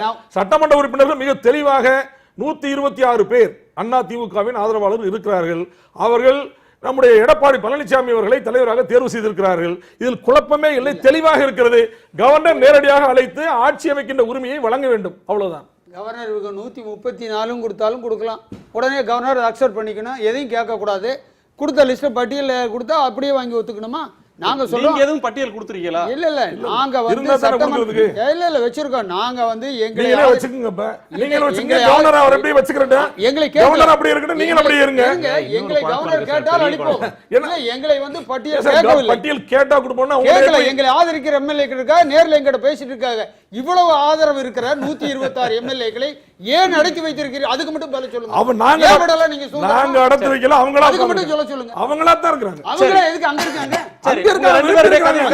சட்டமன்ற உறுப்பினர் அவர் விரும்பிய இடத்துல இருக்கிறார், அவ்வளவுதான். அவர் வீட்டை விட்டுட்டு தொகுதியை விட்டுட்டு தொகுதி மக்கள் ஏபிஎஸ் கார்பஸ் மனு போடுறாங்க. எப்படி சார் அடைச்சு வைக்கிறீங்க? இருவருடைய கருத்து நான் நிறைவு கருத்துக்களை கேட்கிறேன். தெரியாமலும் உங்களுடைய நிறைவு கருத்து அதுதான் சார். இன்னைக்கு கவர்னர் வந்து இனிமேல் இன்னும் தாமதிக்காம நீங்க ஏதோ ஒரு விஷயத்த பண்ணுங்க சார்னு கேட்கற நிலைமைக்கு போயிடுச்சு இப்ப தமிழ்நாடு.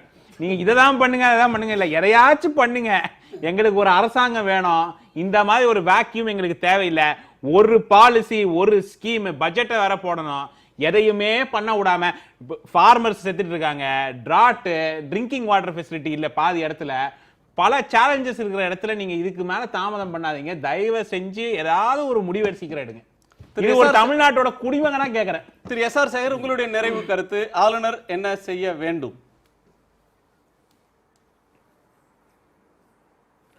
நான் வந்து யமனனுக்கு இதில் தொடர்ச்சியாக கடைசியாக பதில் சொல்லிடுறேன். நம்ம அன்வர் ராஜாவுக்கு ஒரு பதில் சொல்லணும். சோதனையில் வந்து பிஜேபிக்கு வந்து ஓபிஎஸ்க்கு வைத்த சோதனையில் ஓபிஎஸ் வெற்றி பெற்று விட்டார் என்று மத்திய அரசு வைத்த சோதனையில் வந்து வெற்றி பெற்று விட்டார், அதனால தான் பன்னீர்செல்வத்துக்கு ஆதரவு தெரிவிக்கிறதுன்னு சொன்னாங்க. அவருடைய கருத்துக்களை எல்லாம் ரொம்ப கூர்ந்து கவனிச்சுட்டு வந்தேன். ஒவ்வொன்றுக்கும் பதில் சொல்லணும்னு நினச்சேன். ஆனால் எல்லாத்துக்கும் பதில் சொல்ல வேண்டிய அவசியம் இல்லாத ஒரே ஒரு பாயிண்ட்டை மட்டும் சொல்லிட்டார் அவர். ஒசாமா பின் லாடனுடைய படத்தை ஏன் கொண்டாந்து வச்சார் அப்படின்னு கேட்டார். அதுலேயே முடிஞ்சு போச்சு அவர் எதுக்காக பன்னீர்செல்வத்தை எதிர்க்கிறார் என்று சொல்லி. எனவே அந்த ஒரு காரணத்தின் மூலமாக அவருடைய அந்த உள்ளக்கிடக்கைக்கு எதிராக செயல்பட்டதுனால எத்தனை 1000 கோடி நன்மைகளை செய்து ஸ்கோர் பண்ணியிருந்தாலும் பன்னீர்செல்வத்துக்கு அவர் ஆதரவு தெரிவிக்க போவது இல்லை என்ற காரணத்தினால் அதுக்கு நான் பதில் அதுக்கு மேலே சொல்லலை, உங்களுடைய ஊகத்துக்கு விட்டுறேன். ஆனால் திரும்ப பேசுகின்ற போது மத்திய அரசினுடைய தலையீடு இருப்பதாக யூகிக்கிறேன், என்னுடைய யூகம் தான் சொன்னார். யூகம் யார் வேண்டுமானாலும் செய்யலாம், ஆனால் உங்களுடைய யூகம் உண்மை இல்லை என்பதை மட்டும் சொல்லுகிறேன். இந்த இந்த அழகாக வந்து நம்மளுடைய குணசேகர் சொன்னார், என்னால் சொல்ல முடியாது. ஆனால் குணசேகருக்கு சொல்லுவதற்கு உரிமை இருக்கிறது. ஏன்னா அவர் சொன்னால் யாரும் கேள்வி கேட்க முடியாது. அவர் என்ன சொன்னார், இன்று இரவுக்குள் பதில் வரலாம் என்று எதிர்பார்க்கிறேன் கவர்னர் என்று சொன்னார். அதனால இப்ப கேட்ட எல்லாருக்குமே அவருடைய பதிலையே எடுத்துக்கொள்ள வேண்டும். நான் சொல்லலை, அதை அவர் சொல்லுவதாக வைத்துக் கொள்வோம். அதே மாதிரி யமனுடைய கேள்வி ஒரு ஒண்டர்ஃபுல் கேள்வி.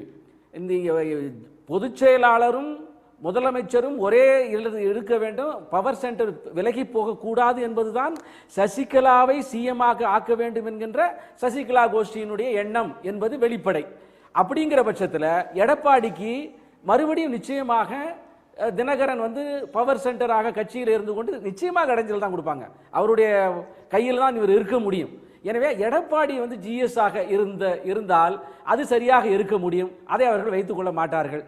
அப்ப ஓ பன்னீர்செல்வம் சிஎம்மாக இருக்கின்ற போது அவர் பொதுச் செயலாளராக ஆக்க வேண்டும் என்று விரும்பி அவருக்கு அந்த பொதுச் செயலாளர் கொடுத்து இவரை சிஎம்மாக வைத்து பவர் சென்டர் ஒன்னா வச்சு அதிமுக கொண்டு போயிருக்கலாம் அல்லவா? அதை செய்யவில்லையே. எனவே இவர்களுக்கு தேவையான ஒரு விஷயத்தை மட்டும் எடுத்துக்கொண்டு பேசுகிறார்கள். அதுக்கு முன்னால நிறைய கேள்வி கேட்டாங்க. அன்றைக்கு வந்து நான் வந்து இதெல்லாம் சொல்லுவதன் மூலமாக இப்போ ஓபிஎஸ் குரூப்புக்கு ஆதரவாக பேசுவதாக ஆகிவிடும், அதனால நான் சொல்ல வேண்டாம்னே நினைச்சுக்கிட்டு இருந்தேன். ஆனால் சாதாரணமான ஒரு விஷயம், ஓபிஎஸ் குரூப் ஆதரவாளர் தான் அன்வர் ராஜாவுக்கு கூட நல்லா தெரியும். அங்கே இருப்பவர்கள் காலிலே விழ வேண்டும் என்று சொன்னா காலில் விழுந்துதான் ஆகணும். இன்னைக்கு காலையில வந்து மந்திரி இருப்பார், நாளைக்கு காலையில் இருக்க மாட்டாரு. எங்கேயோ இருந்தவர் ஒரு நாளைக்கு எம்எல்ஏ ஆவார், இதுதான் அந்த கட்சியினுடைய ராணுவ கட்டுப்பாடு. அதை மீறி ஓபிஎஸ் செயல்பட்டிருக்க முடியாது. எனவே அங்கு இருக்கும்போது அப்படித்தான் அவர் செயல்பட வேண்டும். அது இருக்க முடியாது என்கின்ற அந்த கான்ஃபிளிக்ட் வந்த காரணத்தினால தான் அவர் வெளியே வந்திருக்கிறார். அவரோடு இருக்கிற இந்த 10 பேரும் அந்த கான்ஃபிளிக்ட்னால தான் வெளியே வந்திருக்கிறாங்க. அதே மாதிரியாக எண்ணம் உள்ளவர்கள் பல பேர் அங்கே அடைத்து வைக்கப்பட்டிருக்கிறார்கள். நான் ஏன் இதை சொல்கிறேன்னா, ஒரே ஒரு லாஜிக் மட்டும் பாருங்க. 124 பேர் சுதந்திரமாக தங்களுடைய விருப்பத்தை தெரிவிக்கிறோம் என்று சொன்னால், அவர்களை வெளியே கொண்டு வருவதற்கு இவர்களுக்கு தைரியம் இல்லை என்று சொன்னால், அவர்கள் மீது இவர்களுக்கு நம்பிக்கை இல்லை என்று பொருள். அந்த நம்பிக்கை இல்லாதவர்களை லிஸ்ட்ல வச்சு கவர்னர் நம்ப வேண்டும் என்பது என்ன அவசியம்? ஆகவே இதையே என்னுடைய ஒரு இறுதி கருத்தாக நான் அதை சொல்லுங்க. அதை கவர்னர் அதையாவது சொல்லட்டும். எனக்கு நம்பிக்கை இல்ல, யாருக்கும் இங்க மெஜாரிட்டி இல்ல, அதனால நான் பிரசிடென்ட் ரூல கொண்டு வரேன், அதையாவது எடுக்கட்டும் டெசிஷனை. நான் என்ன கேட்கறேன், ஏதாவது ஒண்ணு பண்ணுங்கன்ற. ஏன் இந்த தாமதம்? யமுனனுக்கு ஒரே ஒரு பதில் விட்டு போச்சு. யமுனனுக்கு ஒரே ஒரு பதில் விட்டு போச்சு. யமன் வந்து ஒரு ரெஸ்பான்சிபிள் யங்ஸ்டர் ஜேர்னலிஸ்ட். ஆனா அவர் வந்து எதையாவது பண்ணுங்க எதையாவது பண்ணுவதற்கு ஒரு கவர்னர் இருக்க வேண்டிய அவசியம் இல்ல சார். சரியானதை செய்ய வேண்டும் என்பதற்காக நான் என்ன சொல்றேன், நீங்க எங்களுக்கு ஒரு அட்மினிஸ்ட்ரேஷன் காலம் தாழ்த்தவில்லை. நீங்க ஒண்ணு சேகர் எதுவுமே பண்ணாம இருக்கிறது யார் பண்ணுங்கன்ற எதுவுமே பண்ணாம இருக்கிறப்ப எதுவுமே பண்ணாம இருக்கிறதுக்கு கவர்னர் இருக்கு. எதுவுமே பண்ணாம இருக்கிறதுக்கே கவர்னர் இருக்கு. அதுக்கும் கவர்னர் தேவையில்லை. இல்ல எதையாவது பண்ணிருந்தால் சசிகலாவை பதவியில் ஏற்றி இன்றைக்கு தமிழகம் முழுவதும் என்ன ஆயிருக்குங்கிறது தெரியும்.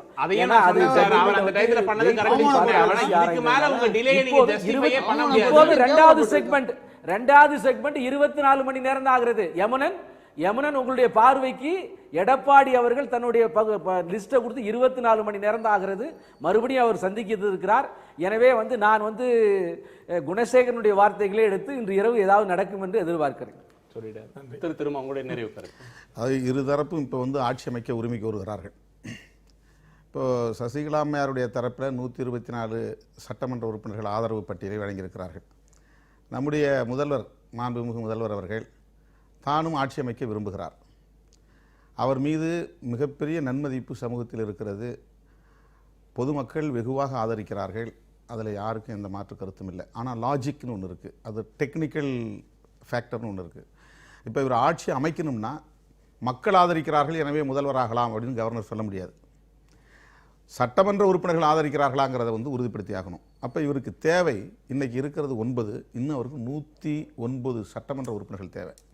இப்போ இந்த 109 சட்டமன்ற உறுப்பினர்களை கழிச்சிட்டா மிச்சம் அங்கே இருக்கிறது 15 சட்டமன்ற உறுப்பினர்கள் தான். அப்போ சசிகலா அம்மையாருடைய ஆதரவு எம்எல்ஏக்கள் வெறும் 15 பேர் தானா அப்படிங்கிற ஒரு கேள்வி வருது. அப்போ அவர் சுதந்திரமாக விட்டுட்டா கூட ஆட்சியில் யார் இருந்தாலும் 117 வேணும், 118 வேணும். 117 ஜெயலலிதா அவர்கள் இல்ல, உறுப்பினர் எண்ணிக்கை குறைவு. சரி, ஆமா, அதனால 117 இருந்தா போதும். 118 இருந்தா தான் அவர் சபாநாயகர் கழிக்கணும்ல. இல்ல இருந்தாலும் இல்ல ஒரு எம்எல்ஏ இல்ல, ஆர்கே நகர் ஒரு எம்எல்ஏ இல்ல, ஆர்கே நகர் ஒரு எம்எல்ஏ இல்ல, அதனால 233. ஆக 117 தேவை. அவர்களுக்கோ எடப்பாடி பழனிசாமிக்கோ இல்ல தொடர வேண்டும் என்றால் 117 வேண்டும். 117 வேணும். 117 வேணும்னா இன்னைக்கு இருக்கிறது அண்ணன் பன்னீர் அவர்களுக்கு 9 தான். அப்ப என்ன 108 பேர் வேணும். 108 பேர் அங்கிருந்து வருவார்கள் அப்படிங்கிறத வந்து எப்படி நம்மளால நம்ப முடியல. 108 பேரும் சசிகலா அணியிலிருந்து தாவி இந்த பக்கம் வந்து இவர் மெஜாரிட்டியை நிரூபிப்பார் அப்படிங்கிறதுக்கான சாத்தியக்கூறு இல்லை. ஒருவேளை ஒரு 50 பேர் வந்தால் கூட இவருக்கு 59 எம்எல்ஏ இருக்கலாம், 60 பேர் வந்தால் 69 எம்எல்ஏக்கள் இருக்கலாம், 2 பேரும் சம வலிமை பெறலாம், ஆட்சி அமைக்க முடியாது. அப்போ இங்கே வந்து யாராலும் பெரும்பான்மை காட்ட முடியாத ஒரு சூழலை உருவாக்குவதற்கு, இங்கே யாராலும் ஆட்சி அமைக்க முடியாத ஒரு சூழலை உருவாக்குவதற்கு, அதிமுகவை பலவீனப்படுத்துவதற்கு ஒரு உள்நோக்கம் இருக்கிறது கவர்னருக்கு அப்படிங்கிறது தான் என்னுடைய பார்வை. அண்ணன் சேகர் அவர்கள் ஒன்றை சொன்னார், திருமாவளவன் வந்து யூகிப்பதாக சொன்னார். எல்லோரும் யூகிக்கலாம். நான் தொடக்கத்தில் யூகித்தேன் அப்படின்னு சொன்னேன். எய்ம்ஸ் மருத்துவர்கள்லாம் வந்த போதே நான் யூகித்தேன். அந்த யூகம் இப்போ ஒன்றொன்னா இவங்களுடைய நடவடிக்கைகள் இருந்து உறுதிப்பட்டு வருகிறது அப்படிங்கிற அடிப்படையில் தான் அந்த கருத்தை நான் சொன்னேன். வெறும் யூகமாக மட்டுமே அதை நான் சொல்லலை. ஏன்னா தொடர்ந்து வந்து ஒரு தரப்பை வந்து, அதாவது சசிகலா அம்மையார் முதல்வராக்கக்கூடாதுங்கிறதுல ரொம்ப தெளிவாக இருக்காங்க மத்திய அரசு. அதில் வந்து எந்த மாற்று கருத்து இல்லை. ஏன்னா மக்களுடைய நாடி பார்க்குறாங்க அவங்க. அதுவும் ஒரு காரணம் தான். அண்ணன் பன்னீர் அவர்கள் 2 நாள் கழித்து திடீர்னு ரிவோல்ட் பண்ணதுக்கும் மக்களுடைய எதிர்ப்பு ஒரு காரணம்னு கூட நம்ம சொல்லலாம். உண்மையிலே மக்கள்கிட்ட எதிர்ப்பு இருக்குது. அதுக்கு ஜெயலலிதா அம்மையார் இருக்கும்போதே இவங்க மேலே வந்து ஒரு வெறுப்பு உருவானது. ஆரம்ப காலத்திலிருந்தே அவங்க ஒட்டுமொத்தமாக வந்து சசிகலா அம்மையாருடைய குடும்பம் வந்து இந்த கட்சியை கண்ட்ரோல் பண்ணுது, தேவையில்லாத ஊழல் வழக்குகளில் போய் ஜெயலலிதா வந்து ஈடுபடுத்துகிறாங்க அப்படின்னு ஒரு பொதுவான வெறுப்புங்கிறது உள்ளூர வளர்ந்துக்கிட்டே இருந்தது. அதுக்கு பிறகு அவங்க நடவடிக்கை எடுத்தாங்க, வெளியே அனுப்புனாங்க, மறுபடியும் இவங்களை மட்டும் வந்து உள்வாங்கிக்கிட்டாங்க. ஓரளவுக்கு அது வந்து மக்கள்கிட்ட வந்து ஒரு சரி இருந்துட்டு போட்டுங்கிற மாதிரி எனக்கு ஒரு எண்ணம் இருந்திருக்கலாம். ஆனால் அந்த அம்மையார் இறந்த பிறகு அவங்களுடைய தலைமாட்டில் கொண்டு வந்து ஒட்டுமொத்தமாக சசிகலா அம்மையாருடைய குடும்பத்தினர் உட்கார வைக்கும்போது பொதுவான மக்கள் மத்தியில் பெரிய வெறுப்பு உருவாச்சு. அதுக்கு பிறகு இவங்க ஒவ்வொருத்தராக அந்த நடவடிக்கை எடுக்கப்பட்டவங்களை எல்லாம் கட்சிக்குள்ள கொண்டு வந்து அதிகாரத்தில் அமர வைக்க துடிக்கிறாங்கிற மாதிரி ஒரு எண்ணம். ஆகவே ஆளுநர் என்ன செய்ய வேண்டும்?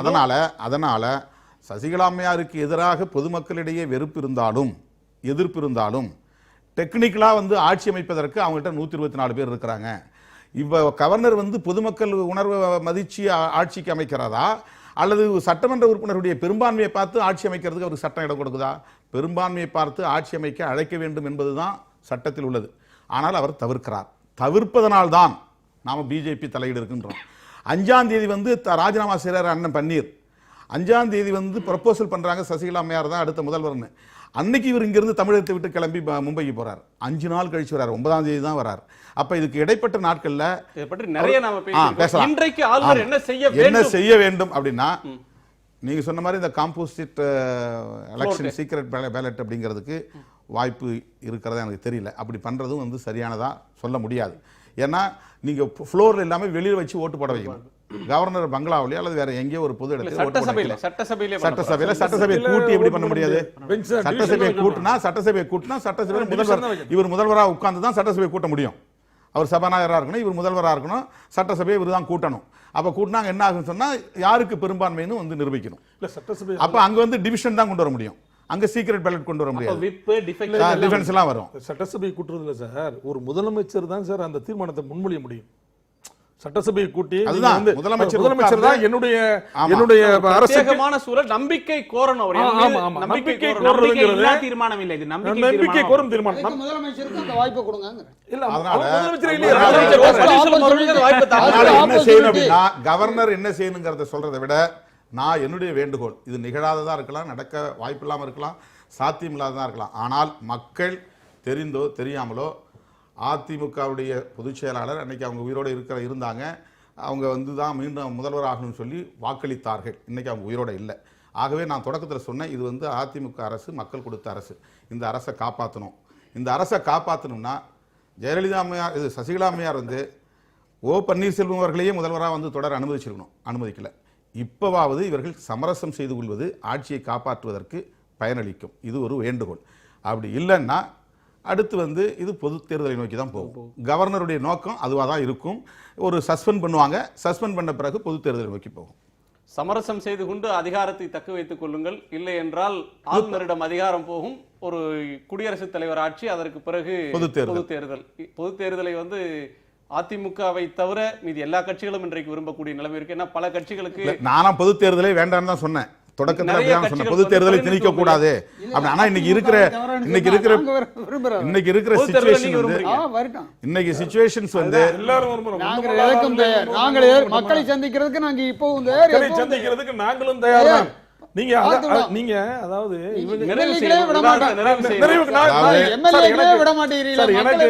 எனக்கு நான் என்ன சார் நீங்க சொல்றீங்க, நீங்க இருங்க ஒரு 10 எம்எல்ஏ எங்களால் காப்பாற்ற முடியல, உங்களுக்கு போயிட்டாங்க. நாங்கள் தான் வந்து மற்ற எல்லாத்தையும் நாங்கள் அடக்கி ஆள்றோமா? மத்தியில் ஒரு அரசாங்கம் இருக்கு, 4 டாக்டர் இருக்காங்க, அங்கே எவ்வளவு பெரிய ஆளுங்களும் இருக்காங்க. இவரையெல்லாம் வந்து எங்க சின்னம்மா வந்து தடுத்துட்டாங்களா? இல்ல உங்களுக்கு தடுக்க முடியுமா? உங்களுக்கு பாதிக்கப்பட்டு உங்களுக்கு வேண்டிய சார் எனக்கு ஒரு வரியில சொல்றேன் சார். தமிழ்நாட்டில் பல பிரச்சனைகள் இருக்குது சார். இப்போ வருதா புயல் வந்தது, இப்போ வந்து தமிழ்நாடு பூரா ட்ரவுட்னு டிக்ளேர் பண்ணியிருக்கிறோம்.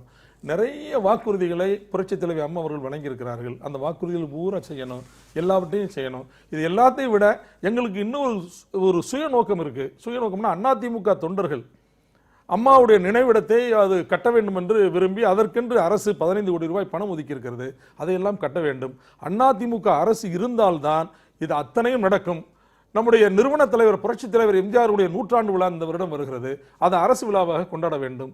அதற்கு அதிமுக அரசு இருக்க வேண்டும். இதையெல்லாம் அதிமுகவின் மீது மிகுந்த பற்று கொண்டவர்கள் எல்லாம் உணர்ந்து, தலைவர்களும் உணர்ந்து, எல்லோரும் 124 9 போய் சேர முடியாது, 9 தான் 124 வந்து சேர முடியும் என்பதை உணர்ந்து நீங்கள் ஒற்றுமையாக இருப்பதற்கு வேண்டிய வழிமுறைகளை அண்ணன் பன்னீர்செல்வம் அவர்கள் எடுக்க வேண்டும் என்று கேட்டுக்கொள்கிறேன். பன்னீர்செல்வம் அவர்களுக்கு பகிரங்க வேண்டுகோள், அமர் ராஜா அவர்களுடைய பகிரங்க வேண்டுகோள் நாங்க போடலாம். ஏற்கனவே அவர் அழைப்பு விடுத்து விட்டார். எல்லாரும் ஒன்று சேர்ந்து நடத்துவோம் வாருங்கள் என்று அழைப்பு விடுத்து விட்டார். 124 9 சேர முடியாது. எனக்கு ஒன்று சொல்லுங்க, எனக்கு ஒரு ஆப்பர்ச்சுனிட்டி கொடுங்க. அண்ணன் பேசிட்டாரு, நீங்க நல்லா பேசுங்க. அதாவது என்ன பேசினார், ஆப்பர்ச்சுனிட்டி. பன்னீர்செல்வம் அவருடைய அம்மாவினுடைய கொள்கைகளை நிறைவேற்றுவதற்கு, அமல்படுத்துவதற்கு சசிகலாவுடைய அவங்க வந்து தான் பண்ணணும்னார். பன்னீர்செல்வம் அம்மாவால் தொடர்ந்து ஏற்றுக்கொள்ளப்பட்டவர். சசிகலா அம்மா இருந்த காலத்தில் அரசியலுக்கே வராதவர். இந்த கட்சிக்கு அவருக்கு நேரடி இது கிடையாது. இல்ல இல்ல சொல்றேன். அப்படி இருக்கும்போது சுற்றுல குற்றச்சாட்டுன்னு சொன்னா அது மறுக்க வேண்டிய நிலைமை இன்னொருத்தங்களுக்கு வரும். அதனால 124 9 சேர போறதா இப்ப சமரசம் செய்து கொள்ளுங்கள் திருமாவளவன் அவர்கள் சொல்றாங்க. 109 104 124 என்பதை நாங்கள் ஏற்றுக்கொள்ளவில்லை. எங்களுக்கு மெஜாரிட்டி உறுப்பினர்கள் இருக்கிறார்கள். கவர்னர் எங்கள் பட்டியல் கேட்கவில்லை. கேட்டால் நாங்கள் அளிக்க தயார். சமரசம் செய்து கொள்ளுங்க, சமரசம் செய்து கொள்ளுங்கிறத விடுக்கிற வேண்டுகோள் தமிழக நலன்களை கருத்தில் கொண்டு இப்ப நான் சொல்லி முடிச்சறேன். இறுதியாக நம்முடைய ஆளுநர் மாண்புமிகு வித்யாசாகர் ராவ் அவர்கள் எடுக்க போகிற முடிவு மத்திய அரசின் உள்நோக்கத்தை வெளிப்படுத்துவதாக இருக்கும். இப்பவே நீங்க உள்நோக்கத்தை கற்பிச்சிட்டீங்க. ஆமா, உள்நோக்கம் இருக்குல்ல, அவருக்கு இருக்குன்னு இப்பவே நீங்க உள்நோக்கம் கற்பிச்சிட்டீங்க. திரு சேகர், உங்களுடைய நிறைவு கருத்து. மத்திய அரசுக்கு உள்ள இல்ல நான் வந்து இந்த ஜெயலலிதா அவர்கள் மரணம் அடைந்து விட்ட பிறகு என்னுடைய பிளாக்லையும் நான் எழுதின கட்டுரையும் அதிமுக உடையக்கூடாது, அதற்காக நான் என்னுடைய வாதங்கள் எல்லாம் வச்சு நாங்கள் எழுதினோம். அதுதான் என்னுடைய நோக்கமும் கூட. அன்வர் ராஜாவும் குப்புசாமியும் இங்கேயே வந்து ஒரு டீல் போட்டு ஒன்றா சேர்ந்து திருமா சொன்ன மாதிரி இவங்க போய் சேர்ந்துருந்து ஒரு ஸ்திரத்தன்மையான ஆட்சியை கொடுக்கட்டும். இதில் மறுபடியும் வந்து அன்வர் ராஜா சொல்லுகின்ற அந்த குற்றச்சாட்டு அல்லது திருமா சொல்லுகின்ற கவர்னர் எப்படி முடிவெடுக்கிறாரோ அதுதான் வந்து மத்திய அரசு நிலைப்பாடல்ல. கவர்னர் கான்ஸ்டியூஷனால தான் முடிவெடுக்க முடியும். நாம அன்புனால இப்போ முடிவெடுக்கிறோம். 2 பேரும் சேர்ந்து இருக்கணும்னு சொல்லி தமிழ்நாட்டின் எதிர்காலத்தை கருதி அங்கே 2 பேரும் உடைச்சிக்கிட்டு மண்டையை உடைச்சிக்கிட்டு வந்து போலீஸ் ஸ்டேஷனில் கம்ப்ளைண்ட் கொடுத்தா எது சட்டமோ அதுதான் செய்ய முடியும். அங்க அன்பெல்லாம் பார்க்க முடியாது, அங்க பஞ்சாயத்து பண்ற இடம் இல்லை. எனவே கவர்னர் மீது ஒரு பழியை தூக்கி போடாமல் நாம் இவர்களுக்கு ஒரு ஆலோசனை சொல்லுவோம், செய்யறாங்களான்னு பார்ப்போம். நன்றி. உங்கள் ஐவருடைய கருத்து பகிர்வுக்கும் நிறைய கருத்துக்களை பேசியிருக்கிறோம். உங்கள் வருகைக்கும் கருத்து பகிர்வுக்கும் நன்றி. நான் உங்களை போன்றவே மக்களும் அடுத்து என்ன அப்படின்னு சொல்லி எதிர்பார்த்து தொலைக்காட்சி பெட்டியின் முன்னால் உட்கார்ந்து இருக்கிற மாதிரி இருக்கு. ஆளுநர் மாளிகையினுடைய கதவு திறக்கட்டும், அவங்க என்ன கருத்தை சொல்றாங்கன்றதை நாம கேட்போம். அதுவரையிலும் உங்களுடைய கருத்து பகிர்வுக்கு நன்றி. மீண்டும் சந்திப்போம். இது காலத்தின் குரல், திக்கெட்டும் பரவட்டும்.